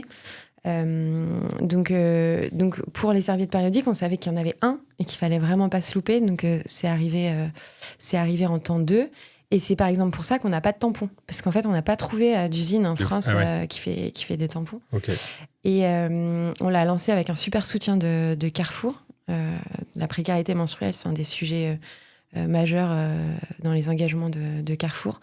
Et ça, c'est hyper dur d'un point de vue marque. Enfin, tu t'en doutes, tu baignes dedans aussi, mais comment tu passes de chips aux serviettes périodiques. Et ça a hyper bien décollé. C'est-à-dire que j'ai été assez surprise d'un point de vue com, ça a été très dur. Je pensais qu'on aurait plus d'articles sur le sujet, plus d'aide. On n'en a pas eu beaucoup par rapport à l'alimentaire. En revanche, c'est un produit, tu le mets en magasin, il marche hyper bien. En fait, il est bio, il n'est pas plus cher que le conventionnel. En plus, il aide, à chaque fois que tu l'achètes, ça finance une journée de protection périodique pour une jeune femme avec une asso qui s'appelle Non Solidaire. D'accord. Il n'y a pas de chlore, il n'y a pas de parfum, donc le produit est aussi très sain pour les femmes, parce que c'est un gros sujet sur cette catégorie de produits. Donc ça marche hyper bien. Et il est jaune fluo, donc aussi tu peux pas le louper, quoi. Ok. Donc ça se voit bien en rayon. Ouais. Ok. Avec la même identité que toute votre marque. Ouais. Très bien. Ouais. Qui est très efficace. Que nous n'avons pas fait, mais qui était une belle base pour travailler cette première campagne. Le pourcentage que vous réservez aux assos, c'est 10%, peu importe la catégorie de produit ? C'est 10% en moyenne. En moyenne, il y a certaines catégories où on peut faire un peu plus et certaines catégories où on fait un peu moins. Ok. Et du coup, on ne défiscalise pas, pour info. C'est une info. Oui, c'est une vraie bonne question. Parce que vous auriez la possibilité de le faire ou non ? J'avoue qu'on n'a pas trop creusé ce point parce que pour nous, c'est un argument de vente. Ouais. Tu vois, c'est un tiers de notre communication sur le produit. On met l'asso en avant. Donc à partir du moment où c'est un argument de vente, pour moi, c'est compliqué on avait envie d'être droit dans nos baskets. On savait en fait que très rapidement, on nous poserait des questions sur le modèle, donc on voulait être le plus carré possible. Parce que dans le fond, moi je vais me poser des questions neutres et ça n'engage en rien votre modèle, mais je ne sais pas si je verrais du négatif à ce que vous défiscalisez. Oula, je vais mal le prononcer. D'ailleurs, c'est ce que nous ont dit les assos. Elles nous ont dit au début, si vous défiscalisez, ça fait 2 fois plus. Moi, j'avais à ce moment-là pas du tout envie de créer un modèle qui repose sur une niche fiscale. Ouais. Aussi. C'est très noble, hein, en tout cas dans la réflexion. Et puis c'est vrai que ça va C'est noble et c'est question de pérennité aussi. Tu vois, quand tu fais ton PNL sur un truc qui, du jour au lendemain, en fonction d'un changement du gouvernement, peut disparaître, ta boîte, elle plonge. T'es potentiellement mort. C'était aussi stratégique de pas faire ça. Très bien, bravo. C'était ma prochaine question, la défisque. Oui, non. Côté business plan, le fait qu'il y ait un don intégré, parce que vous avez quand même un peu levé de fonds à des moments, non ? Ouais. Au départ. Hein. Moi, je me souviens, tu peux me dire si je me trompe, tu étais venu nous voir en nous disant, on a levé un peu d'argent, cet argent va servir à la fabrication de nos premiers stocks pour équiper les premiers réseaux de distribution que vous aviez. On n'a pas beaucoup d'argent pour communiquer. On a un petit peu d'argent pour que vous réfléchissiez avec nous à une campagne qui doit être efficace, en sachant qu'on n'a pas beaucoup d'argent. On n'a pas d'argent, même dans tes propos à l'époque, pour financer du média. Et du coup, il a fallu être un peu malin et réfléchir ensemble à trouver un truc qui allait être accrocheur. Mais c'était les idées qui devaient être bonnes et voilà, on pourra peut-être expliquer comment on a réfléchi à ce truc-là, mais je me perds dans ma question, pourquoi je racontais ça ? Oui, si, les levées de fonds. Est-ce que dans ton business model, le fait qu'il y ait une partie, on reverse un pourcentage de notre chiffre d'affaires, est-ce que ça fait peur à des investisseurs ou pas ? Ou est-ce qu'ils voient tout de suite l'intérêt et impact et pas communication, mais bon sens pour une nouvelle marque qui débarque sur un marché qui est déjà potentiellement saturé, je sais pas, les chips, ça fait peur à certains et ça en a convaincu d'autres. Okay. Nous, pour reprendre historiquement, donc on décide de se lancer avec Luco. Ouais. On se dit on va d'abord aller voir les assos pour leur parler du projet, voir comment elles le prennent. Ensuite, on va chercher les producteurs. Donc, tu fais ça un peu en même temps. Et quand on a une offre qui est à peu près prête, on se dit maintenant, on va aller voir les distributeurs. Parce qu'on est assez convaincus à ce moment-là que si tu veux faire du volume, il faut aller en grande distribution. C'est pas sur un site internet que tu vas faire assez de ventes pour aider assez de gens. Mais surtout qu'on n'achète pas vraiment de chips sur des sites internet. Exactement. Et des cookies non plus, quoi. Exactement. Et du coup, on s'était dit aussi avec Luco, moi à ce moment-là, j'ai 2 enfants, on s'était dit on se donne 9 mois, jusqu'à la fin de l'année, pour convaincre soit un distributeur, soit avoir un peu de financement qui nous permet de vivoter. Quoi. Et à ce moment-là, on discute avec Carrefour, qui est hyper réceptif au projet dès le début. Donc on discute avec eux, tu vois, c'est en juillet. Et en septembre, ils nous donnent le go. Et là, on se dit, en fait, il faut les produire, tous ces produits, parce qu'avant qu'ils te les achètent, il faut que toi, tu les achètes à ton producteur. Ils te disent go quoi ? Ils te disent go, on aime bien l'idée, allez-y bosser ? Ou alors go, on est prêt à acheter ? Ils nous disent, go, on est prêt à acheter, on vous donne 45 magasins. Ce qui est beaucoup quand tu as un PowerPoint. Hein, à ce moment-là, ouais, c'est pas mal. D'ailleurs, excuse-moi, tu dis de juillet, on est chaud pour le mois de septembre, ça paraît trop facile, genre on a parlé avec Carrefour. C'est vraiment facile ? Ou vous défoncez pour accéder à la bonne personne ? Ou vous avez déjà des contacts ou... Alors, on n'a pas de contact à ce moment-là. En revanche, on connaît la grande distribution, puisque Luco, on n'a pas parlé de Luco, mais Luco, il est passionné par le social business depuis sa sortie d'école. Il a bossé avec, chez Danone sur les projets de Mohamed Younous d'impact social. Il a fait ensuite la même chose chez Bell, puis il a monté Too Good To Go. Il est dans les premières personnes à rejoindre Lucie Bache en France. Donc, il est directeur commercial de Too Good To Go et il a monté la partie commerciale de Too Good To Go avec Lucie. Donc, on sait un peu comment ça fonctionne. Et après, il y a un truc qui est quand même un peu évident, mais je me permets d'insister dessus. Tu as 70% des Français qui veulent filer un coup de main. Et ces 70%, ils sont partout. Et t'en as aussi dans la grande distrie. Et quand tu vas voir la bonne personne chez Carrefour et que tu lui dis moi, c'est des bons produits, tu prends pas de risque, c'est des chips. Je t'invente pas des chips de lentilles au yuzu, tu vois. Ouais. C'est des chips de pommes de terre. Ouais. Et en fait, à chaque fois que tu vas nous vendre, on va pouvoir financer une soupe. Bah, la personne est réceptive, tu vois. Enfin, en tout cas, elle te donne ta chance. Elle t'ouvre pas l'intégralité des magasins, mais elle te dit j'entends, vas-y, montre-moi que ça marche, je te donne 45 mags. Et dans ces gros modèles où ils se ressemblent tous, je pense qu'ils sont tous à la recherche, effectivement, d'apporter un peu de sens aussi dans ces modèles qui sont vieillissants en termes de canaux de distribution. Et j'imagine que leurs oreilles s'ouvrent un peu plus facilement que si tu t'étais pointé avec une nouvelle marque de chips sans cette plus-value de sens, quoi. Ah oui, c'est sûr que je rentre pas sur les chips sans ça. Et c'est pour ça que tu vois, ça reste un argument de vente par rapport à ce qu'on se disait juste avant. Et donc là, à ce moment-là, on doit chercher des financeurs pour nous aider notamment à financer les premières prods. Okay. Les banques te suivent pas sur des trucs comme ça. Nous, on était jeunes entrepreneurs. On se disait, c'est bon, on a une commande de Carrefour qui est une boîte du CAC 40. Les banques vont nous suivre. Non, pas du tout. Ouais. Et du coup, on rencontre beaucoup de personnes. On va chercher des personnes qui connaissent notre monde. Donc, c'est un double intérêt. Déjà, elles peuvent le financer. Elles peuvent nous aider à financer ce projet. Et deux, elles sont sachants sur le sujet. Et nous, dès le début, avec Luco, on a voulu montrer un projet collaboratif. D'accord. Et du coup, tu as des directeurs financiers, des directeurs logistiques qui mettent un peu d'argent dans le projet et qui aussi nous conseillent. Ok. Donc, c'est quoi ? C'est des indépendants ? Ouais, à ce moment-là, c'est des indépendants. Ok. Des indépendants. Et donc, du coup, il y en a bien qui n'ont pas eu peur, qui sont venus. Ouais. Et qui ont mis. Je pense qu'on dit souvent que le ratio, à ce moment-là, c'est à peu près 10% des gens que tu contactes, que tu arrives à convaincre. Donc, c'est à peu près ça. Tu vois, on en a fait beaucoup, quand même. Ouais. Combien de temps ça prend entre le moment où vous dites, OK, on passe les premiers coups de fil, et puis ces premières réponses positives, ces premiers engagements ? C'est assez rapide. Il y en a quelques-uns qui nous ont suivis dès le début. Okay. T'en as beaucoup qui nous ont dit vous êtes mignons, mais si c'était possible de faire ce que vous faites, ça fait bien longtemps qu'on l'aurait fait. Ça, on l'a entendu très, très souvent. Mais en 2 mois, je pense, on a ce qu'il faut pour commencer. Ouais, donc, vous avez charbonné sévère pendant 2 mois, j'imagine. Ouais. OK.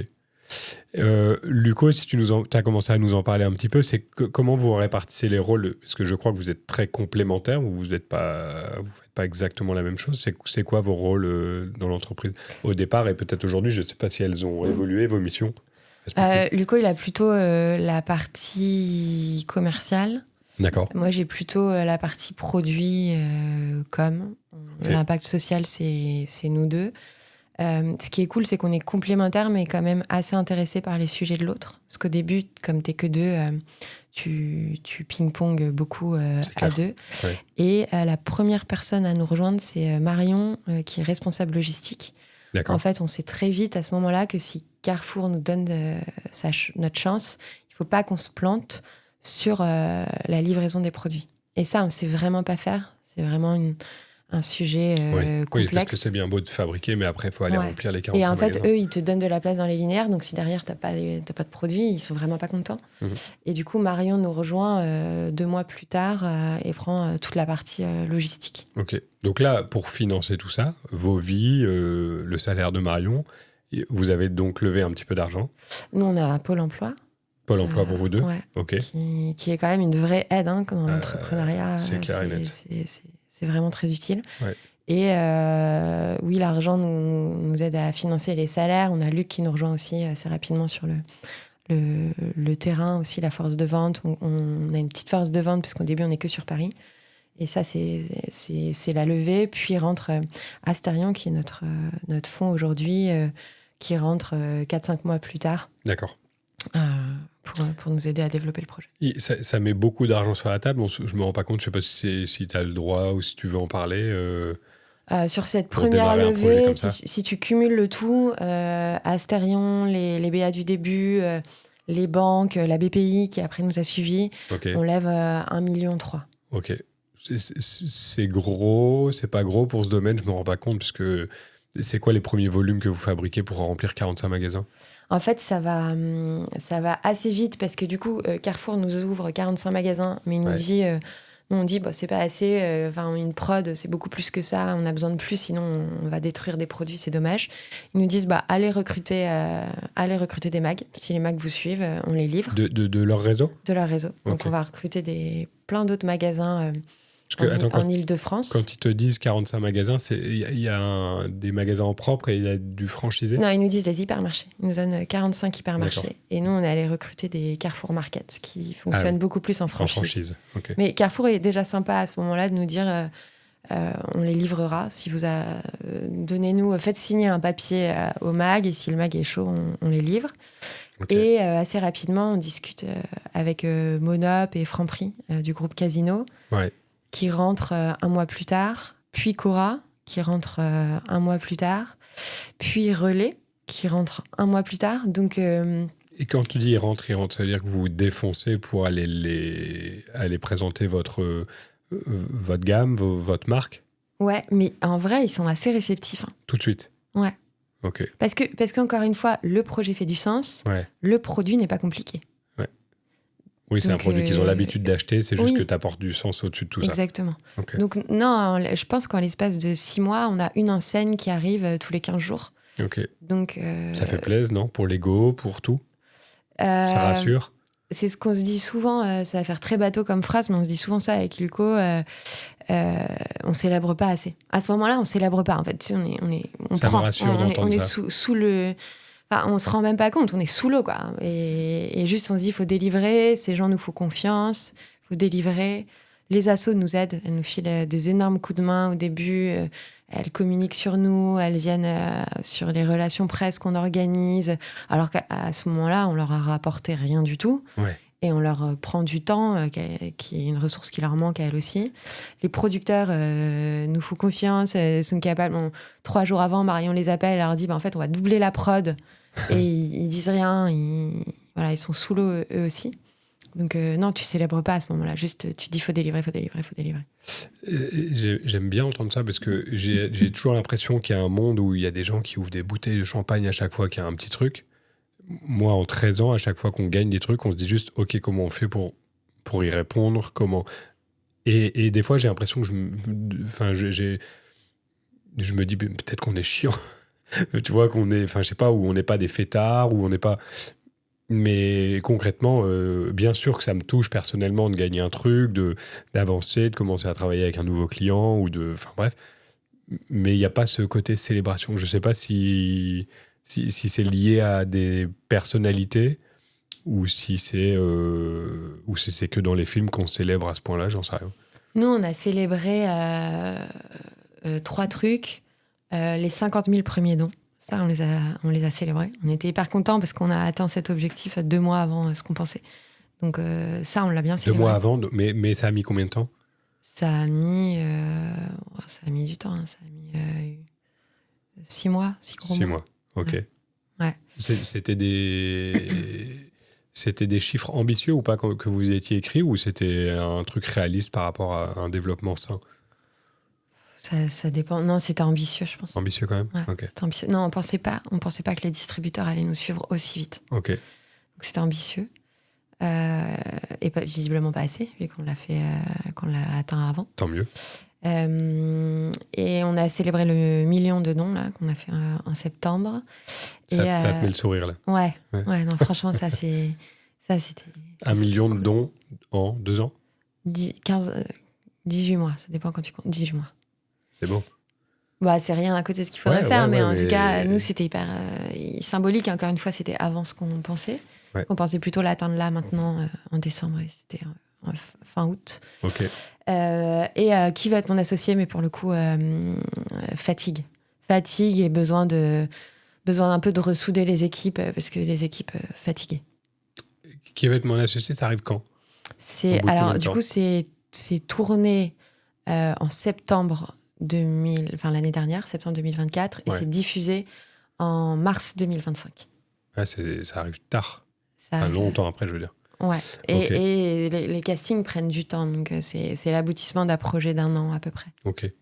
On va en reparler, mais je reviens un petit peu en avant. Nous, on a fait du coup, parce qu'on avait abordé le sujet tout à l'heure, vous êtes venu nous voir en nous disant, on a levé des fonds, on veut financer nos packs, enfin nos produits, l'enjeu c'est de remplir les magasins, mais tu m'expliquais après que l'enjeu c'était surtout de vendre les produits qui étaient au magasin, parce que sinon c'était la fin de l'histoire dès le début.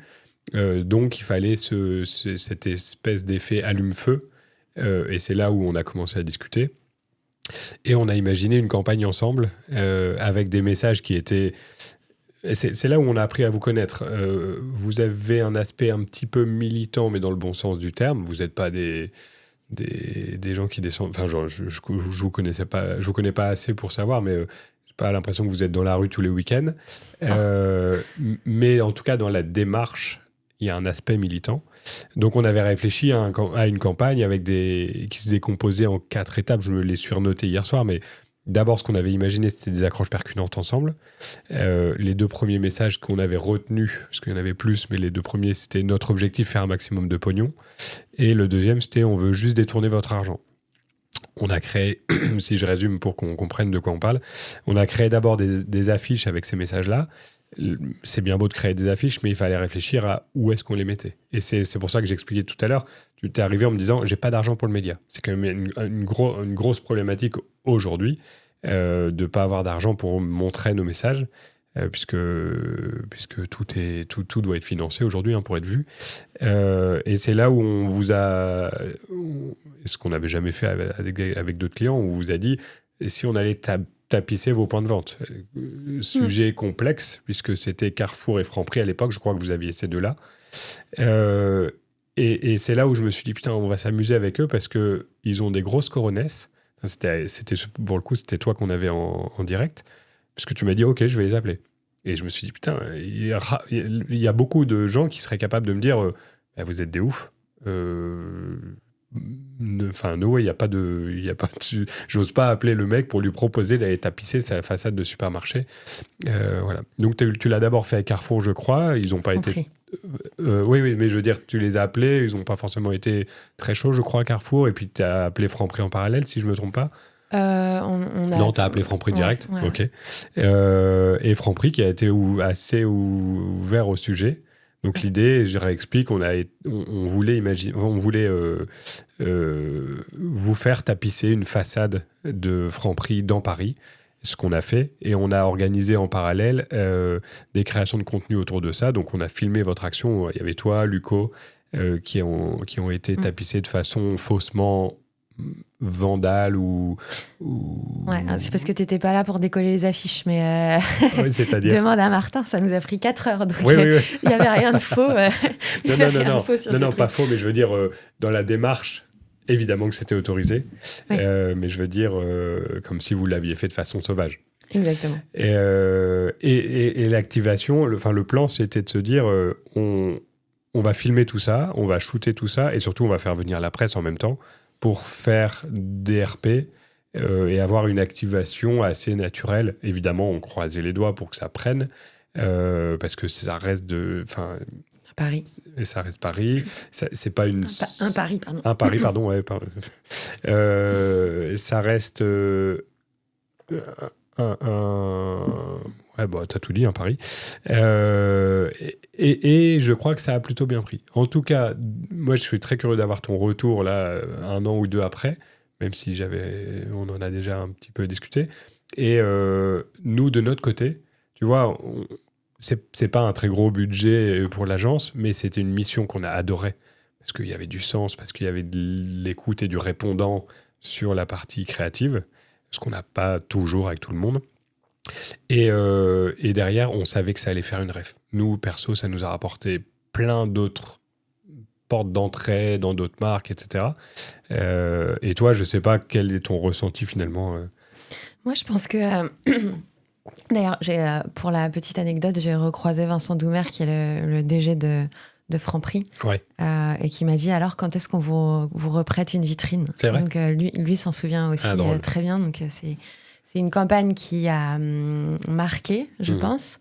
qui a été hyper bien exécuté parce que du coup, Franprix nous a laissé effectivement 2 magasins. Ouais. Et on a quand même réussi à avoir France Inter, notamment, et pas mal de retombées. Je crois que si tu cumules les parutions qu'on a eues sur l'époque, on est quand même à peu près à 3 millions de reach. Donc c'est cool pour ce... Avec 0 € de médias. Exactement. Ouais. Exactement. Donc nous, cette campagne, pour nous, c'est un succès. Et je ne sais pas si ça, t'en as conscience, mais au moment où on commence à discuter, moi, j'ai une conviction, c'est sûr, c'est que comme j'ai pas d'argent, il faut que je prenne des risques. Ça, je le sais. Je sais que je peux pas avoir une accroche plate parce que sinon, personne n'en parlera. Et je sais qu'une campagne qui fait parler, c'est une campagne que certains adorent et que certains détestent. Ça je sais. Si tout le monde est d'accord, la trouve bien, ça marche pas. Il faut qu'il y ait des gens aussi qui la détestent. Donc, j'ai cette conviction-là, mais une fois que tu as ça, où est-ce que tu mets le curseur, tu vois, et de quoi tu parles? Oui.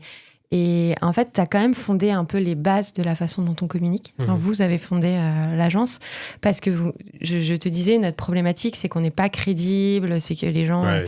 Et tu m'as dit, c'est ça qu'on va utiliser, et du coup, on va s'auto-flageller, entre guillemets, en disant notre but, c'est de faire de l'argent. Et t'as créé les bases de la communication de Ramdam aujourd'hui, parce que c'est toujours ce qu'on essaie de faire. En fait, on prend un pain point et on va jouer dessus. Ouais. Donc voilà, un bon succès, parce qu'on a du reach pour pas beaucoup d'investissement au moment, mais aussi parce qu'aujourd'hui, on garde ces apprentissages dès qu'on reprend la parole. Et moi, ce qui m'intéresse, parce que évidemment, je suis très content que ça fasse des vues, que ça fasse tout ça. Ce qui m'intéresse, c'est de savoir, est-ce que ça a vendu? Ouais.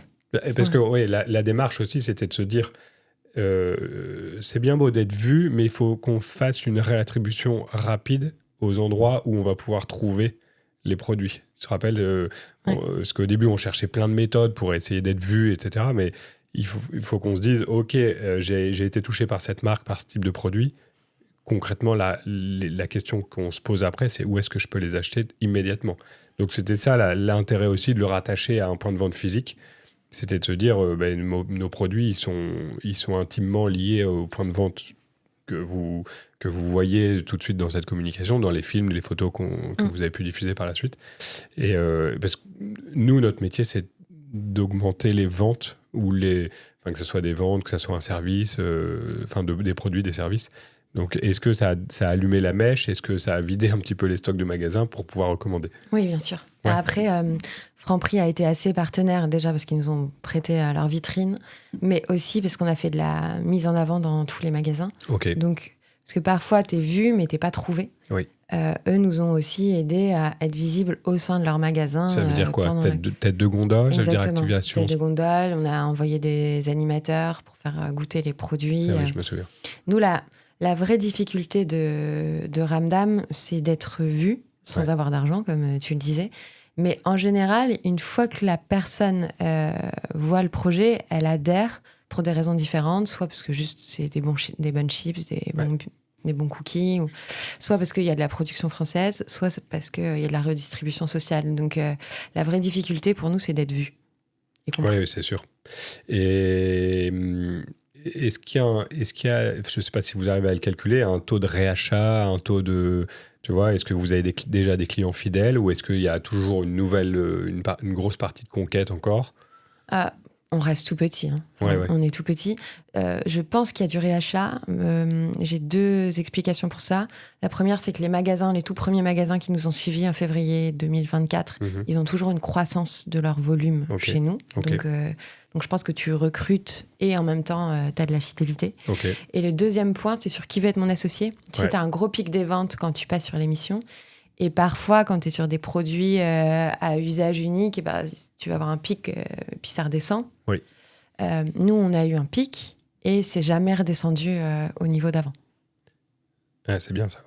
D'ailleurs, qui veut être mon associé? Tu veux bien nous expliquer un petit peu? C'est drôle parce que dans mes invités, je crois que j'en ai déjà eu 2. Il y avait le fondateur de Épure, les fauteuils roulants, je ne sais pas si ça te parle, Colin Gallois. Ouais. Et il y avait La Vie est Belle, Hubert Motte. Bref. J'ai l'impression que c'est un critère obligatoire avant de venir ici. C'était quoi la stratégie? Et à quel moment est-ce que c'est une idée qui vient de vous? Est-ce que c'est eux qui vous contactent? Comment ça se passe? Luco est un grand fan de Qui va être mon l'émission. associé. Donc, en gros, il regarde tous les épisodes plusieurs fois. Ah ouais. Et ouais, il m'en parle. Et dès le début, quand on a monté le projet, il voulait absolument passer sur Qui va être mon associé. Ok. Moi, j'étais contre parce que je déteste être sous la lumière. Ok. Mais bon, il est très convaincant. C'est un très bon commercial. Donc, à un J'ai moment, l'impression. j'ai cédé. Et l'objectif, c'était vraiment de faire découvrir le projet à plein de monde.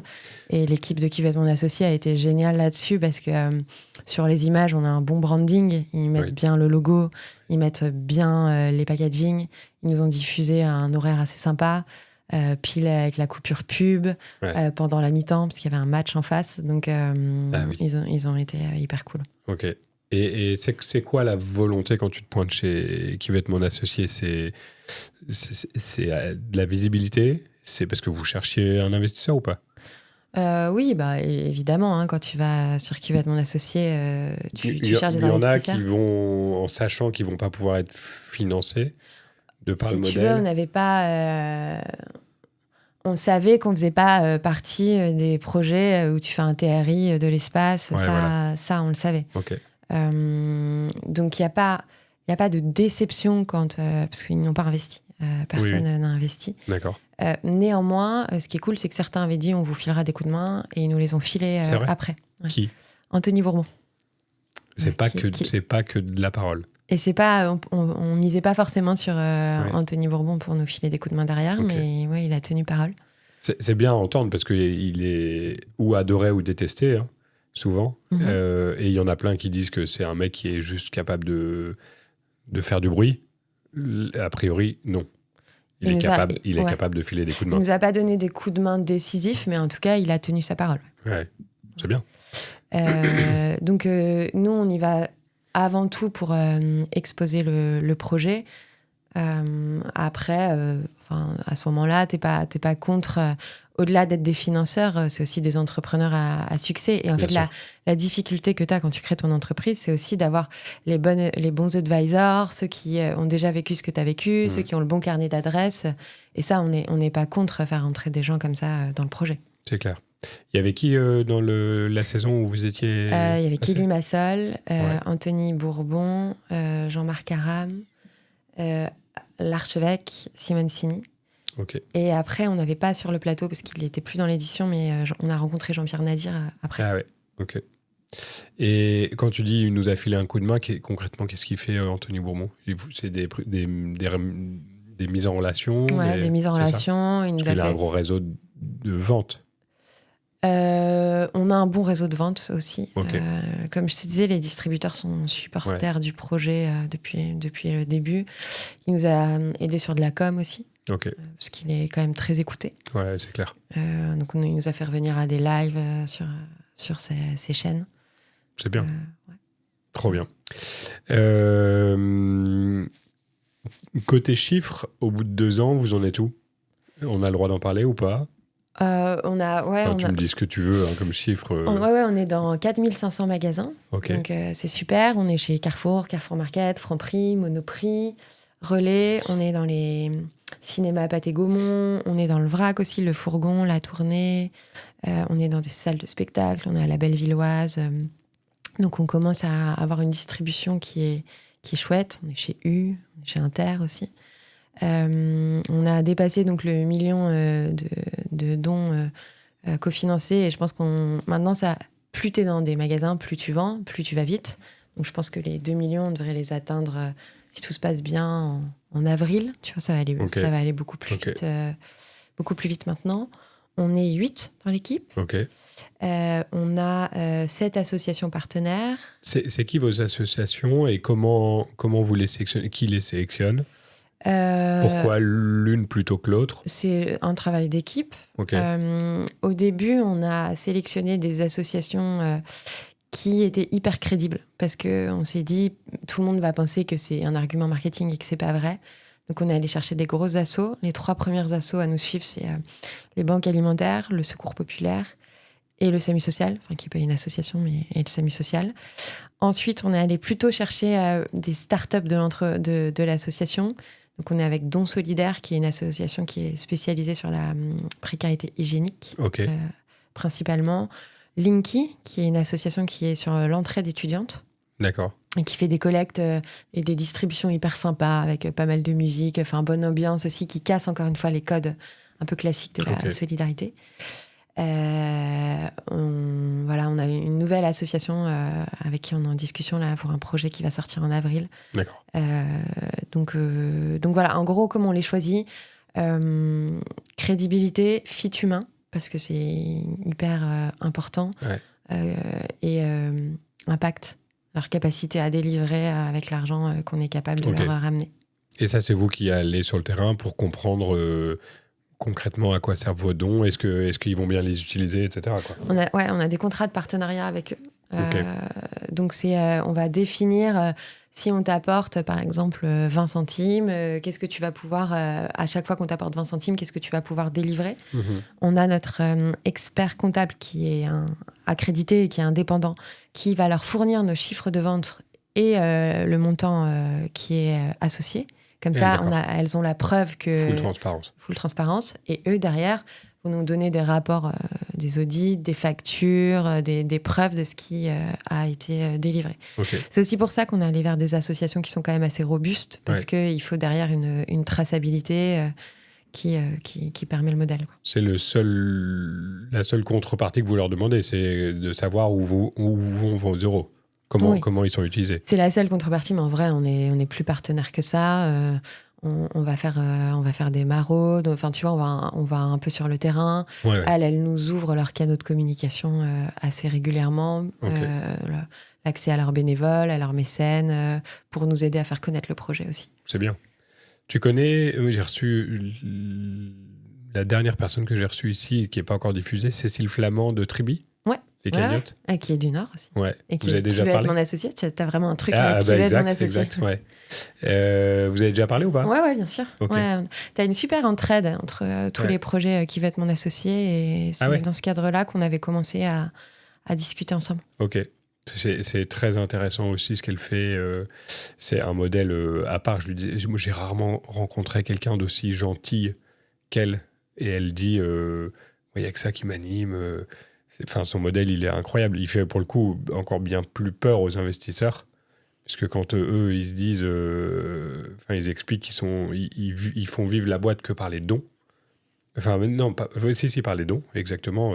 Si tu mets ce que tu veux en pourboire à la fin de ta cagnotte. Et ils vivent là-dessus. C'est quand même... D'ailleurs, Anthony Bourbon, effectivement, l'avait clashé en lui disant vous croyez en l'être humain, moi non. Bon.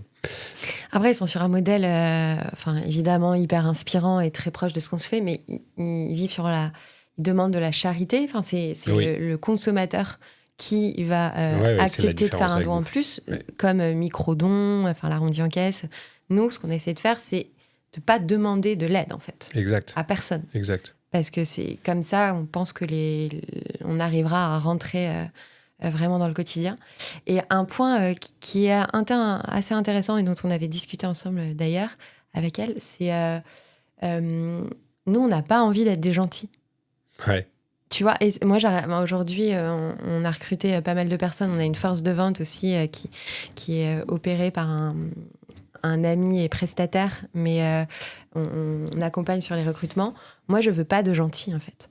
Moi, je veux des requins comme n'importe quel autre. Je veux un mec qui a une force incroyable, qui va s'investir à fond dans le projet et qui va faire bouger les choses. Moi, j'offre un projet qui, à mon sens, a plus de sens que certains autres. Mais après, je vais avoir le même niveau d'exigence parce que nous, on a encore moins de moyens que les autres. Donc, il faut être encore meilleur pour y arriver. Et j'avoue que je suis plutôt de cette équipe-là et c'est pour ça que j'étais très heureux d'échanger avec Cécile. Elle est dans un monde à part. Et putain, c'est chaud, ça fonctionne quand même son modèle. Alors que c'est pour beaucoup de gens et pour beaucoup d'entrepreneurs impensable que ça puisse marcher son truc. Mais je comprends tout à fait ta position. J'avoue que je suis plutôt de cette team-là. On fait tout pour faire des choses qui nous paraissent bien. Et bon, évidemment que votre sujet est blindé de sens, mais c'est une entreprise. Exactement. Et sinon, en fait, le modèle ne sera pas pérenne. Exact. Trop bien. Est-ce que vous êtes rentable déjà ou pas? Non, pas encore. Vous avez un objectif Ouais, on veut... écrit? Encore une fois, on pense que on a construit le modèle pour qu'il soit pérenne et pour qu'il ait à dépendre de personne. Okay. Pas d'investisseurs, pas de demander des coups de main aux producteurs, aux distributeurs. Et du coup, normalement, on sera à l'équilibre en décembre l'année prochaine. C'est bien. Et si vos chiffres avancent comme prévu, ça devrait le faire. Après, j'ai pas de boule de cristal, mais c'est vrai que pour le moment, on est assez on track avec ce qu'on avait prévu de faire. Trop bien. On est aussi à un niveau maintenant qui est un peu différent d'avant, c'est qu'aujourd'hui, on est plus gros et il faut continuer à bien exécuter. Pour faire les chiffres que vous envisagez, tu as besoin de beaucoup plus de gens dans ton équipe, ou est-ce que là, avec cette équipe-là, vous êtes capable de grossir? Ouais, je pense qu'on a 1 an devant nous avec cette équipe. Okay. Après, je pense qu'il faudra la renforcer. Ok. Mais ça veut dire quoi? Doubler ou non? 1, 2, 3 personnes, ça va? On est vraiment sur un modèle assez collaboratif et du coup, c'est pas forcément chez nous qu'il faudra... il faudra qu'il y ait de nouvelles personnes chez nous, pas doubler. Ok. Mais peut-être aussi aider nos producteurs à grossir. Tu vois, un des trucs qui me rend le plus fier jusqu'à présent de Ramdam, c'est Brewan, qui est notre chipsier à Guérande, qui a pu acheter une chipserie plus grande. Il a pu embaucher 5 personnes en plus. Il a pu racheter un chaudron. C'est génial. Et ça c'est trop cool. Terrible. Comment vous les rencontrez, ces gens, d'ailleurs, à la base? Tu fais quoi? Tu tapes sur Internet, chipserie Alors ouais, j'ai mangé beaucoup de chips au début.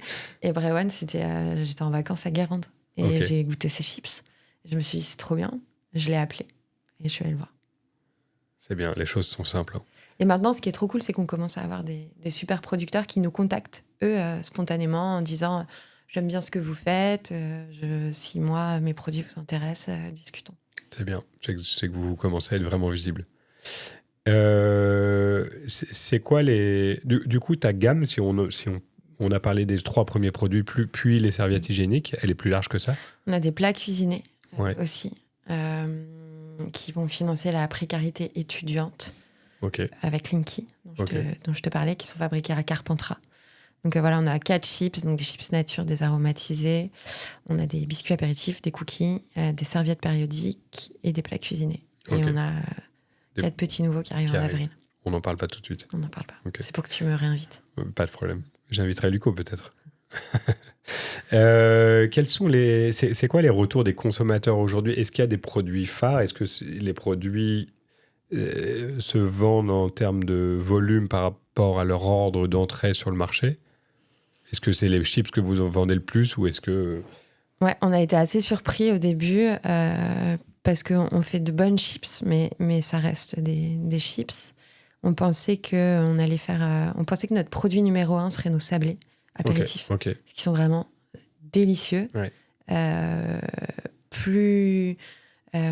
mieux fabriqués que certains concurrents directs, parce que nous, c'est du vrai fromage dedans, c'est pas de l'arôme. Donc je pensais que ce serait eux. Les premiers. Et en fait, c'est finalement assez lié à la largeur de la catégorie. D'accord. Donc, tu vois, les chips, c'est un marché qui fait 650 millions d'euros en GMS. Donc, même si on a une part de marché qui est peut-être un peu plus faible que celle qu'on a sur les biscuits apéritifs, c'est ce qui fait le gros de nos volumes. Donc, premier chips, deuxième sablé apéro, troisième serviette, qui est vraiment la bonne surprise. Ok.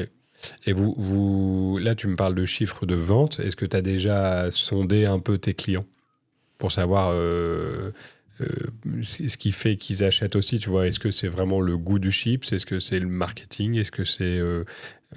parce que ta conviction de départ, c'était le goût qui faisait revenir. Ouais. Est-ce que tu as eu des confirmations de tout ça? On essaie vraiment d'avoir un projet collaboratif. Donc, assez rapidement, on a proposé aux consommateurs qui aiment bien le projet de rejoindre notre groupe WhatsApp. Donc, on a un groupe WhatsApp avec 300 personnes qui vont donner leur avis sur différentes thématiques. Il y en a qui sont intéressés pour goûter des InnoChips, il y en a qui sont intéressés pour aller nous aider à recruter des magasins. Enfin, tu vois, c'est variable. Ce qui est sûr, c'est que vraiment la qualité des produits, j'en suis sûre, c'est ce qui Primaire. est primaire. Ok. Et est-ce que le côté solidaire, il aide à vendre concrètement? Parce que sur le papier, on est tous assez fans de l'idée, je pense. Vous êtes assez doués pour le faire comprendre de façon très simple et rapide. Est-ce que c'est un élément déclencheur aujourd'hui ou est-ce que c'est juste la nouveauté, la beauté du packaging Je peux pas dire. Je pense que c'est un mélange de tout. Okay. Je pense qu'il y a toujours le côté social, peu importe chez les personnes, qui va se traduire différemment, soit par la production française, soit par la redistribution du chiffre d'affaires. Okay. Après, encore avant-hier, je vois quelqu'un qui prend mon produit en magasin et qui le met dans son panier. C'est toujours un moment un peu hors du temps. Ouais. Du coup, je vais lui parler et je vais lui demander. Et elle était pas française, elle parlait pas français. Et du coup, elle m'a juste dit packaging is cool. Ouais. Voilà. Donc elle a même pas compris le message. Aussi. Ouais. Ouais. Bah, c'est de toute façon, c'est l'accumulation de bons choix qui font qu'un business tourne. Mais je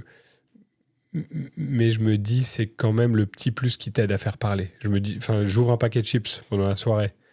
Il y a ces messages qui sont écrits sur vos paquets de chips, ça donne l'occasion d'en parler. Parce que, perso, j'ai jamais parlé avec des potes d'un paquet de chips Lay's.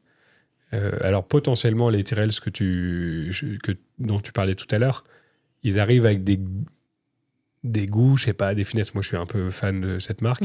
Brett's aussi fait des super aromatisations hyper intéressantes. Mais tu vois, les chips de légumes qu'ils ont fait Tyrells, ils sont arrivés avec un truc en plus, quoi. Et j'avoue que si j'ouvre un paquet en soirée de vos chips, on aura l'occasion de parler d'un paquet de chips parce qu'il y a un message derrière. Donc c'est vrai que sur le long terme, c'est sûr que vous avez un avantage, un vrai avantage comparé à un paquet de chips classique qui délivre aucun message à part un goût, quoi. Exactement. Très bien. Qui veut être moi excuse-moi, je relis mes questions vite fait. Tu m'as répondu déjà à plein de choses. T'as répondu déjà à plein de choses. Ouais. La question, les concurrents, puisqu'on parle de vendeurs de chips, ok, mais je parle de concurrents de modèles similaires. Tu parlais d'une boîte qui vous a inspiré, qui est une boîte allemande chère. Est-ce qu'il y a d'autres modèles similaires en France? Alors moi, je les appelle pas concurrents. Oui, je les appelle, très juste. C'est plutôt des alliés parce qu'en fait, ils vont parler d'une démarche qui est assez proche de la nôtre et ce qui vont nous aider à éduquer le consommateur, développer la part de voix de la catégorie au global.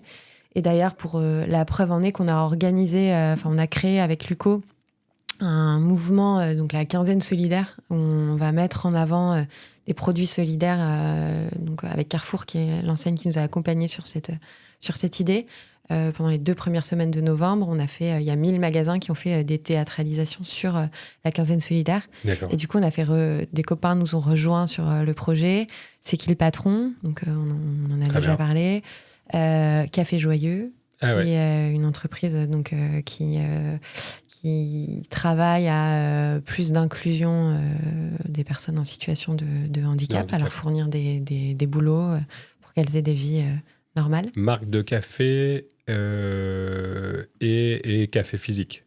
Ouais, ils ont des cafés, donc ils sont des cafés classiques, quoi. Quand tu vas aller prendre un café dans un café. Voilà.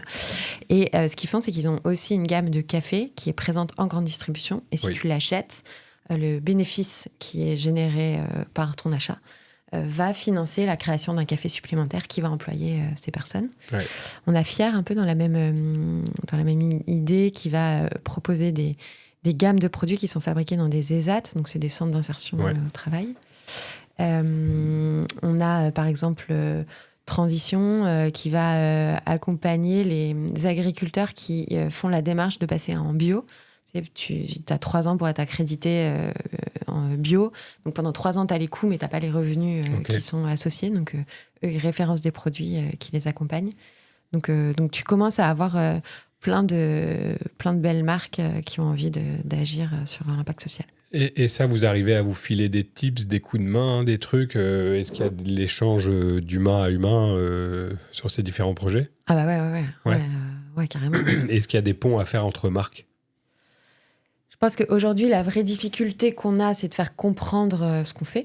Ouais. Donc, si tu fais un partenariat, par exemple, moi j'adore Inga, qui veut être mon associé aussi, donc si tu veux les inviter, ça répond à ton brief. Des éponges. Des éponges durables ou 900 Care, avec qui on s'entend aussi très bien.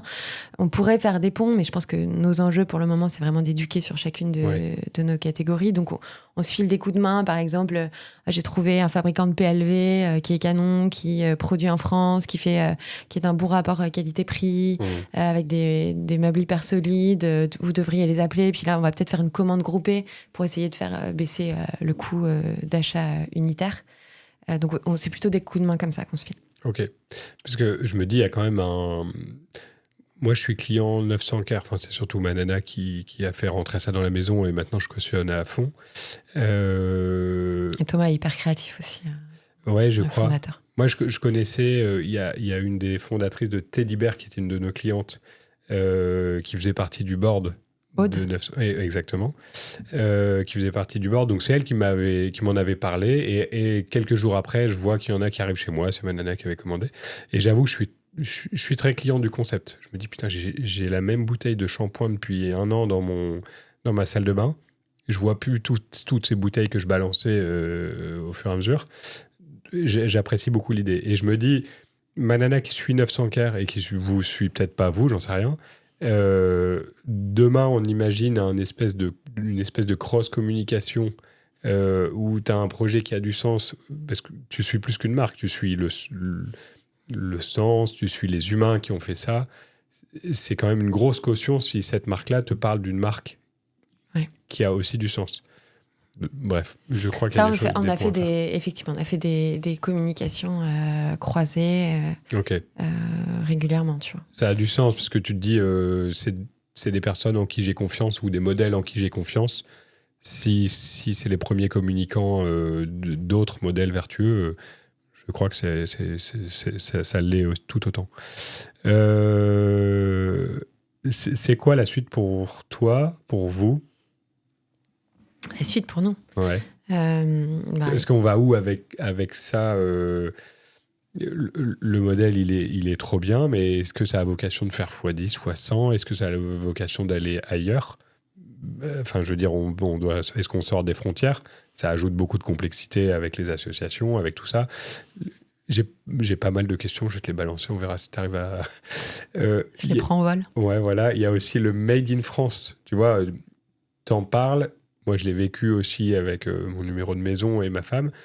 Est-ce que pour toi, tu crois que c'est un vrai argument de vente supplémentaire? Parce qu'il y a plein de gens qui sont très fiers de dire « Oui, on fait le Made in France. » Et à côté de ça, tu vois le Chine qui s'installe au BHV.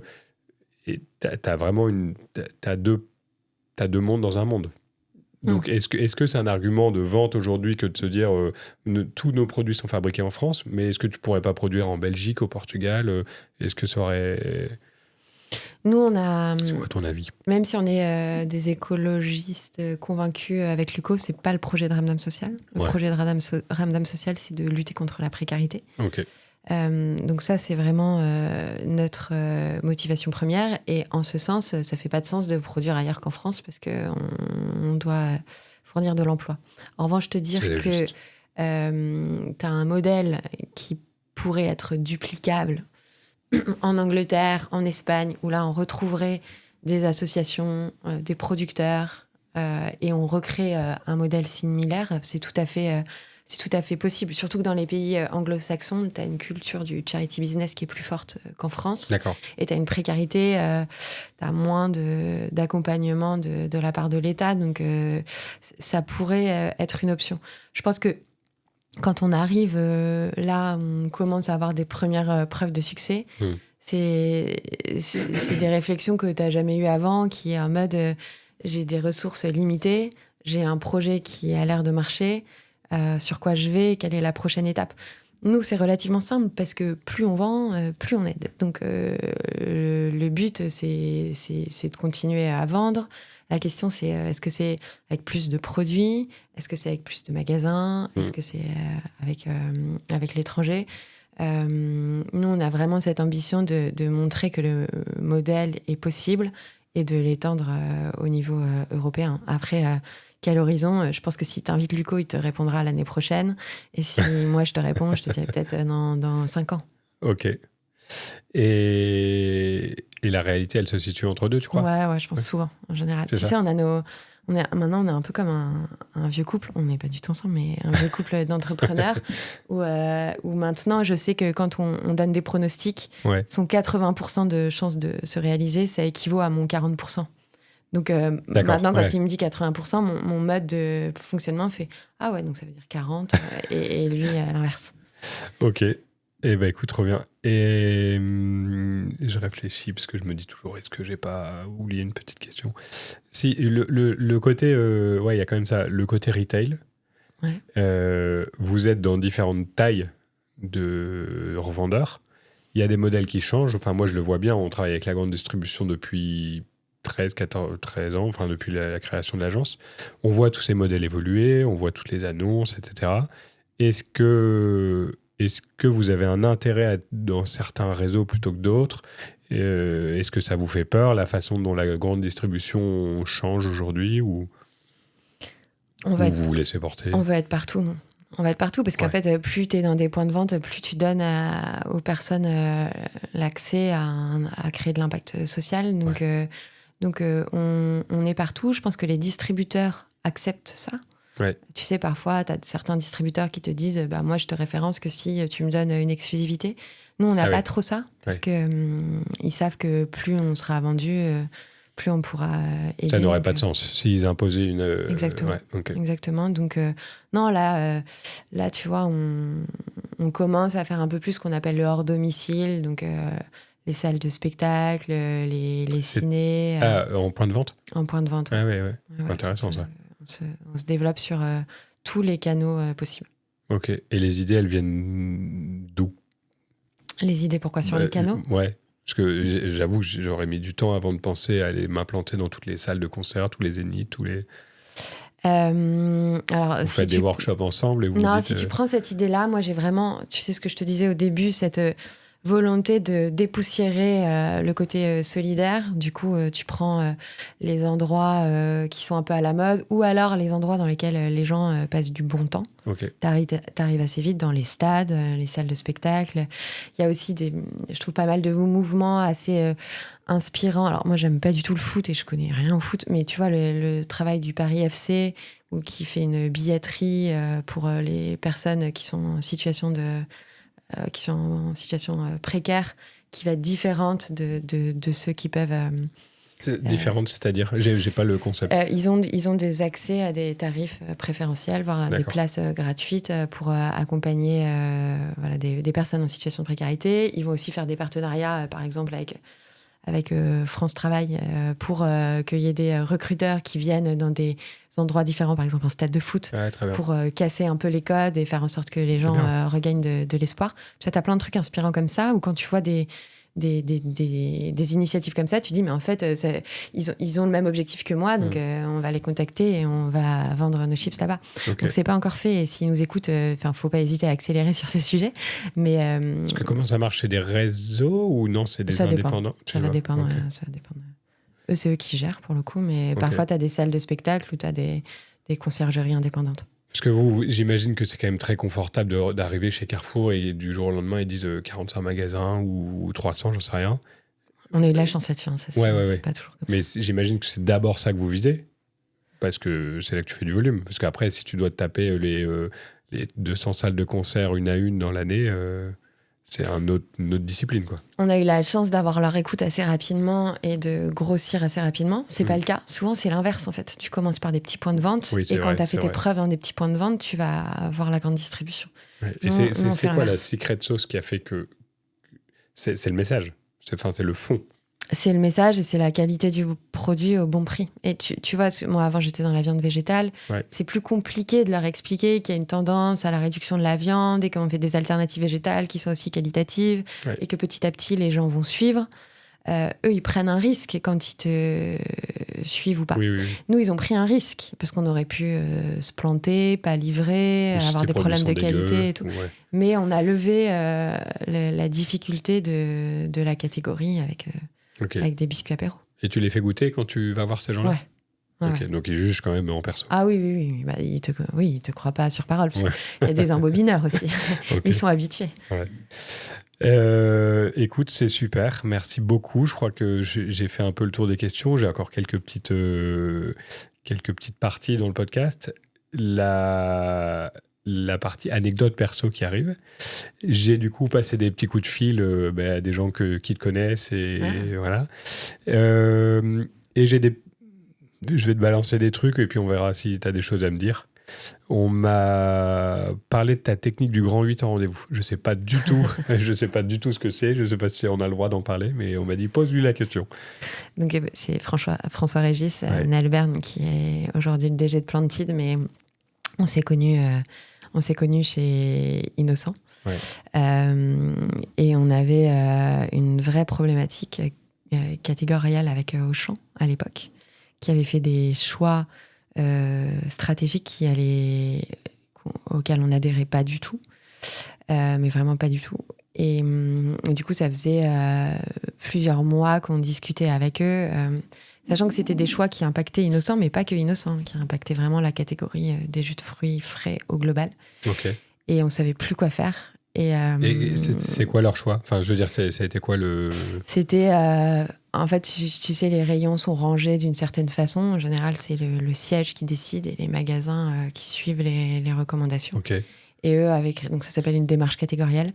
Et eux avaient créé une démarche catégorielle qui faisait vraiment pas de sens et qui complexifiait beaucoup Quand tu es dans un magasin, tu vas passer à peu près 30 secondes devant ton rayon avant de prendre un produit. Et eux, d'après nous, avaient créé une façon de présenter le rayon qui était très complexe et qui allait faire perdre des ventes à tout le monde. Et on avait essayé qui était peut-être adapté à certains autres rayons, mais pour notre rayon, ne l'était pas du tout. Mais concrètement, si je suis devant mon rayon de jus de fruits... Aujourd'hui, tu as une implantation... Alors maintenant, je ne sais plus, parce que tu as une implantation par marque. D'accord.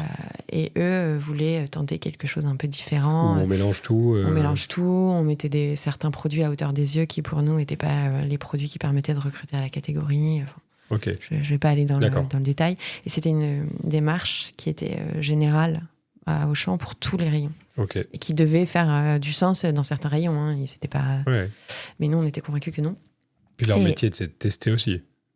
Ouais, après, quand tu fais changer toutes tes implantations de tous tes magasins... tu le fais pas pour une semaine, quoi. C'est un risque que tu prends. Et bref, et du coup, on savait plus quoi faire. Et il était tard. On n'avait toujours pas... Notre rendez-vous était le lendemain matin. On n'avait pas bouclé notre presse. Et on a eu l'idée de faire une métaphore sur un grand 8. Et donc, du coup, on a commencé à dessiner des grands 8 dans nos praises. Et on a tiré le fil du grand 8 et de la montagne russe pendant tout le rendez-vous. Ils ont adoré. Ils ont adoré. Et du coup, ça reste dans les meilleures présentations catégoriales de Innocent. Innocent, c'est un groupe anglais. Du coup, c'est resté dans les best practices, alors que nous, c'est une presse qu'on a faite un soir de 22h à 1h du match, je crois, vraiment en craquage nerveux, où c'était vraiment notre dernière carte, quoi. Et c'est passé. Ils ont pas changé. Ils ont adapté pour les jus de fruits réfrigérés. Donc ils n'ont pas fait totalement ce qu'on leur demandait, mais en tout cas, ils ont écouté. Tu l'as réutilisé aujourd'hui, la technique du grand 8 ou pas ? Maintenant, quand pour moi, une presse, soit la presse de la dernière chance, soit la presse qui a ni queue ni tête, c'est la presse grand 8. Ok, très drôle. J'ai une autre question. Je me demandais quand est-ce que tu allais sortir le livre sur Germaine Aubert. Le mystère de la guerre de 40. Alors ça, je sais pas qui t'a dit ça pour le coup. Je te le dirai. Et je sais pas si tu veux en parler. Parce qu'elle m'a dit, balance juste ça et on verra si elle a envie d'en parler ou pas. Il s'appelle Ludovic. Ah, ok. qui est le DG de Fivertree. Ouais. Germaine Aubert, c'est mon arrière-grand-mère qui a été déportée pendant la Deuxième Guerre mondiale, sans qu'on ait de raison très claire, puisque on n'est pas de confession juive, on n'est pas de cigane, elle n'était pas homosexuelle. Enfin, en gros, on coche aucune case qui pouvait justifier une déportation. Et il y a quelques années, les camps de concentration ont ouvert leurs archives. Et du coup, j'ai voulu offrir à mon grand-père l'explication de pourquoi sa mère avait été déportée. Donc, j'ai passé beaucoup de temps à chercher. J'ai été très touchée par son histoire, puisque je ne l'ai évidemment pas connue. J'ai toujours eu le projet d'en faire un livre. C'est vrai ? Ouais. Mais bon, je ne sais pas si je le ferai un jour. Pas forcément pour le publier, je n'ai pas de prétention là-dessus, mais pour... je pense elle s'est sentie très seule. Et j'ai envie de partager son histoire, au moins avec mes enfants, peut-être ses autres descendants. Et tu as la raison ? Ouais. Ça sera dans le livre. Ouais, bon, il faudra peut-être le partager un peu alors. Ouais, exactement. Ok. On m'a dit que tu avais toujours les meilleurs spots pour bouffer à Paris, même si maintenant tu étais à Bordeaux. Ouais. Mais si on devait manger avec Julie, elle avait toujours l'adresse pépite. C'est vrai. Je vis à Bordeaux maintenant, donc non. Enfin, c'est sympa que je sois décrit comme ça. Je passe ma vie à Paris quand même, parce qu'aujourd'hui, quand tu crées une entreprise, même si tu la crées à Bordeaux, le siège est à Bordeaux, on a beaucoup de rendez-vous à Paris. J'ai testé Colère il y a pas longtemps. J'ai beaucoup aimé le nom. À Paris ou... À Paris, ouais. Ok. Parce que du coup, tu fais le même exercice à Bordeaux ou pas ? J'ai 3 enfants maintenant, hein, donc autant te dire, plus un salaire d'entrepreneur, donc beaucoup moins. Ouais, ok. Colère, eh ben on ira. On m'a dit que tu cuisinais super bien, mais tu me l'as confirmé. J'aime bien cuisiner. En tout cas, ceux qui goûtent me disent que c'est très très bien. C'est sympa. Puis tu as passé un CAP cuisine, donc tu dois avoir des bases techniques aussi. On m'a raconté aussi, c'est Luco du coup, qui m'a dit que vous aviez vécu un super retour de Toulouse avec une discussion a priori très captivante. Et il s'est passé quelque chose de... Ouais, on rentre d'un rendez-vous avec Leclerc. On est en voiture, il y a un orage de l'espace. Et c'est au moment où on est en discussion avec Astérion pour savoir si ils nous rejoignent dans le projet. Du coup, ils ont des questions très financières. Donc, j'aime pas conduire. Donc, une visibilité horrible. Luco, qui est à côté de moi avec l'ordinateur sur l'Excel, qui me pose des questions assez compliquées. Je suis pas bien. Et à un moment, je vois le voyant qui se met en rouge. Je dis à Luco, on est sur la réserve. Le voyant essence. On est sur la réserve. Il me dit, attends, je regarde combien de temps il reste. Et en fait, il restait 3 kilomètres. J'avais juste pas vu le voyant. Heureusement, à ce moment-là, il y a une sortie, une station sans essence. Il n'y a que des camions. Okay. Donc, Luco commence à essayer d'aller voir les camions pour voir si on ne peut pas leur emprunter un peu d'essence juste pour aller jusqu'à la station. Personne parle français ni anglais. Luco parle italien. On a la chance de tomber sur un chauffeur italien qui lui dit « Mais en fait, vous trouverez pas parce que les camions, c'est du diesel. Il faut chercher de l'essence. » Point, voilà. Du coup, Luco se retrouve à prendre... parce que moi, évidemment, j'étais encore en train de cruncher la data sur Excel. Luco se retrouve à devoir faire du stop. Donc, il fait 2 stops de 2 voitures différentes dans un sens, achète des bouteilles d'eau, les remplit d'essence, refait 2 stops dans l'autre sens. Je lui avais demandé de me promettre de ne pas traverser l'autoroute, parce que ça, il peut faire des trucs comme ça. Ouais. Donc, il refait 2. Il arrive donc avec les bidons d'essence. Il a pitché un avocat qui a envie d'investir dans Ramdam sur l'un de ses trajets. Et il se fait disputer par sa femme parce qu'il loupe. Elle avait pris des billets pour un spectacle avec cette histoire. Donc du coup, évidemment, maintenant, il se moque tout le temps de moi dès que je prends la voiture en me disant de faire gaffe. Ouais, il avait le sourire quand tu me racontais. Il avait le sourire. Ouais, de toute façon, il est toujours très positif. Moi, j'avoue que je me sentais un peu mal quand même sur le truc. J'ai quand même tenté, tu sais, la technique... Franchement, c'est ta voiture. Je comprends pas. Ça vient de se déclencher. L'horreur. Il m'a pas cru. Mauvaise foi. Ok. Et après, je me posais une question. Quand est-ce que vous lancez les produits anti-moustiques chez Ramdam? Ouais, il y a beaucoup de moustiques à Bordeaux, beaucoup de moustiques tigres. Ça me rend folle qu'on n'ait pas trouvé de solution là-dessus. Et j'ai rencontré à un concours de pitch, d'ailleurs, une jeune fille qui se lance là-dedans, l'éradication des moustiques tigres. Et on se donne des nouvelles régulièrement parce que juste je suis fascinée sur comment on détruit ces moustiques tigres, quoi. Ils te pourrissent la vie, on dirait. Ouais. Mais du coup, il n'a pas l'air très chaud de les lancer chez Ramdam. Non, il voit pas trop le lien. Mais peut-être que ce sera le projet d'après, si un jour il y a un autre projet. Ok, très bien. Et après, je posais juste une dernière question à Luco. Je lui dis, est-ce que tu n'as pas des petites anecdotes, des running gags sur Julie ou des talks qu'elle aurait il me dit, et c'est quand même beau, il me dit, franchement, non. C'est une putain de bonne associée. J'ai pas grand-chose à dire. Il était presque un peu gêné, il se grattait la tête et tout. Et il me dit, mais non, et j'ai rien à dire. Il me dit, bonne associée RS. La classe. Ouais, c'est vrai qu'on dit souvent que je crois que c'est une boîte qui se plante sur deux, c'est à cause d'un désaccord entre associés. Ouais. Moi, j'avoue que j'ai aucun doute sur le fait que ça nous arrivera pas. C'est beau, hein. Je vis ça depuis 13 ans aussi avec mon associé. On est associé dans pas mal de choses. Et je suis convaincu que c'est la plus grande des forces dans les business models qu'on a. Donc, longue vie à Ramdam, bravo. J'ai un dernier petit rituel. Je check ton étiquette de vêtements et tu me dis si tu assumes ou pas ce que tu portes. Qu'est-ce que tu as aujourd'hui ? Alors, j'assume oui et non. Oui. Donc, j'ai ma chemise, c'est Joseph. C'est quoi ? Joseph, c'est une marque anglaise assez luxueuse. Okay. Mais c'est une de mes amies qui travaille là-bas qui me l'a offerte. Sympa. Très sympa.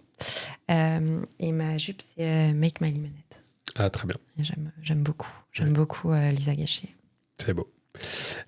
Écoute, merci beaucoup Julie de nous avoir montré le dos de ton étiquette. Où est-ce qu'on peut suivre ton actu, te remercier ? C'est quoi tes canaux ?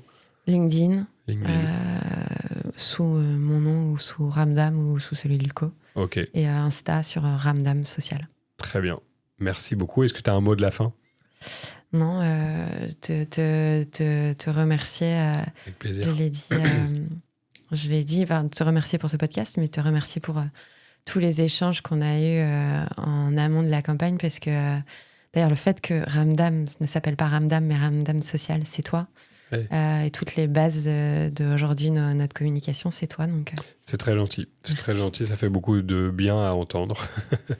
Et puis, écoute, j'espère qu'on vous recevra, ou toi, ou Luco, dans 1 an, 2 ans, 3 ans, je ne sais pas. Dès que vous aurez sorti l'anti-moustique. Okay. Allez, à bientôt. Merci beaucoup. Les amis, merci pour votre précieuse écoute. Ce podcast existe grâce à l'agence WTF, cabinet d'inspiration et de publicité. Si vous souhaitez être accompagné en stratégie de marque et création de contenu, rendez-vous sur notre site agence.wtf. Si vous avez apprécié l'épisode, merci de le noter 5 étoiles et de le partager sur WhatsApp avec un pote, une amie ou un membre de la famille qui aurait tout intérêt à découvrir cet invité. C'est rapide et honnêtement, ça fait toute la différence pour le développement de ce podcast. Et pour ne rien rater, n'oubliez pas de vous abonner au dos de l'étiquette sur votre plateforme d'écoute favorite et de nous suivre sur Insta. C'était Antoine Vildary. Salut les amis.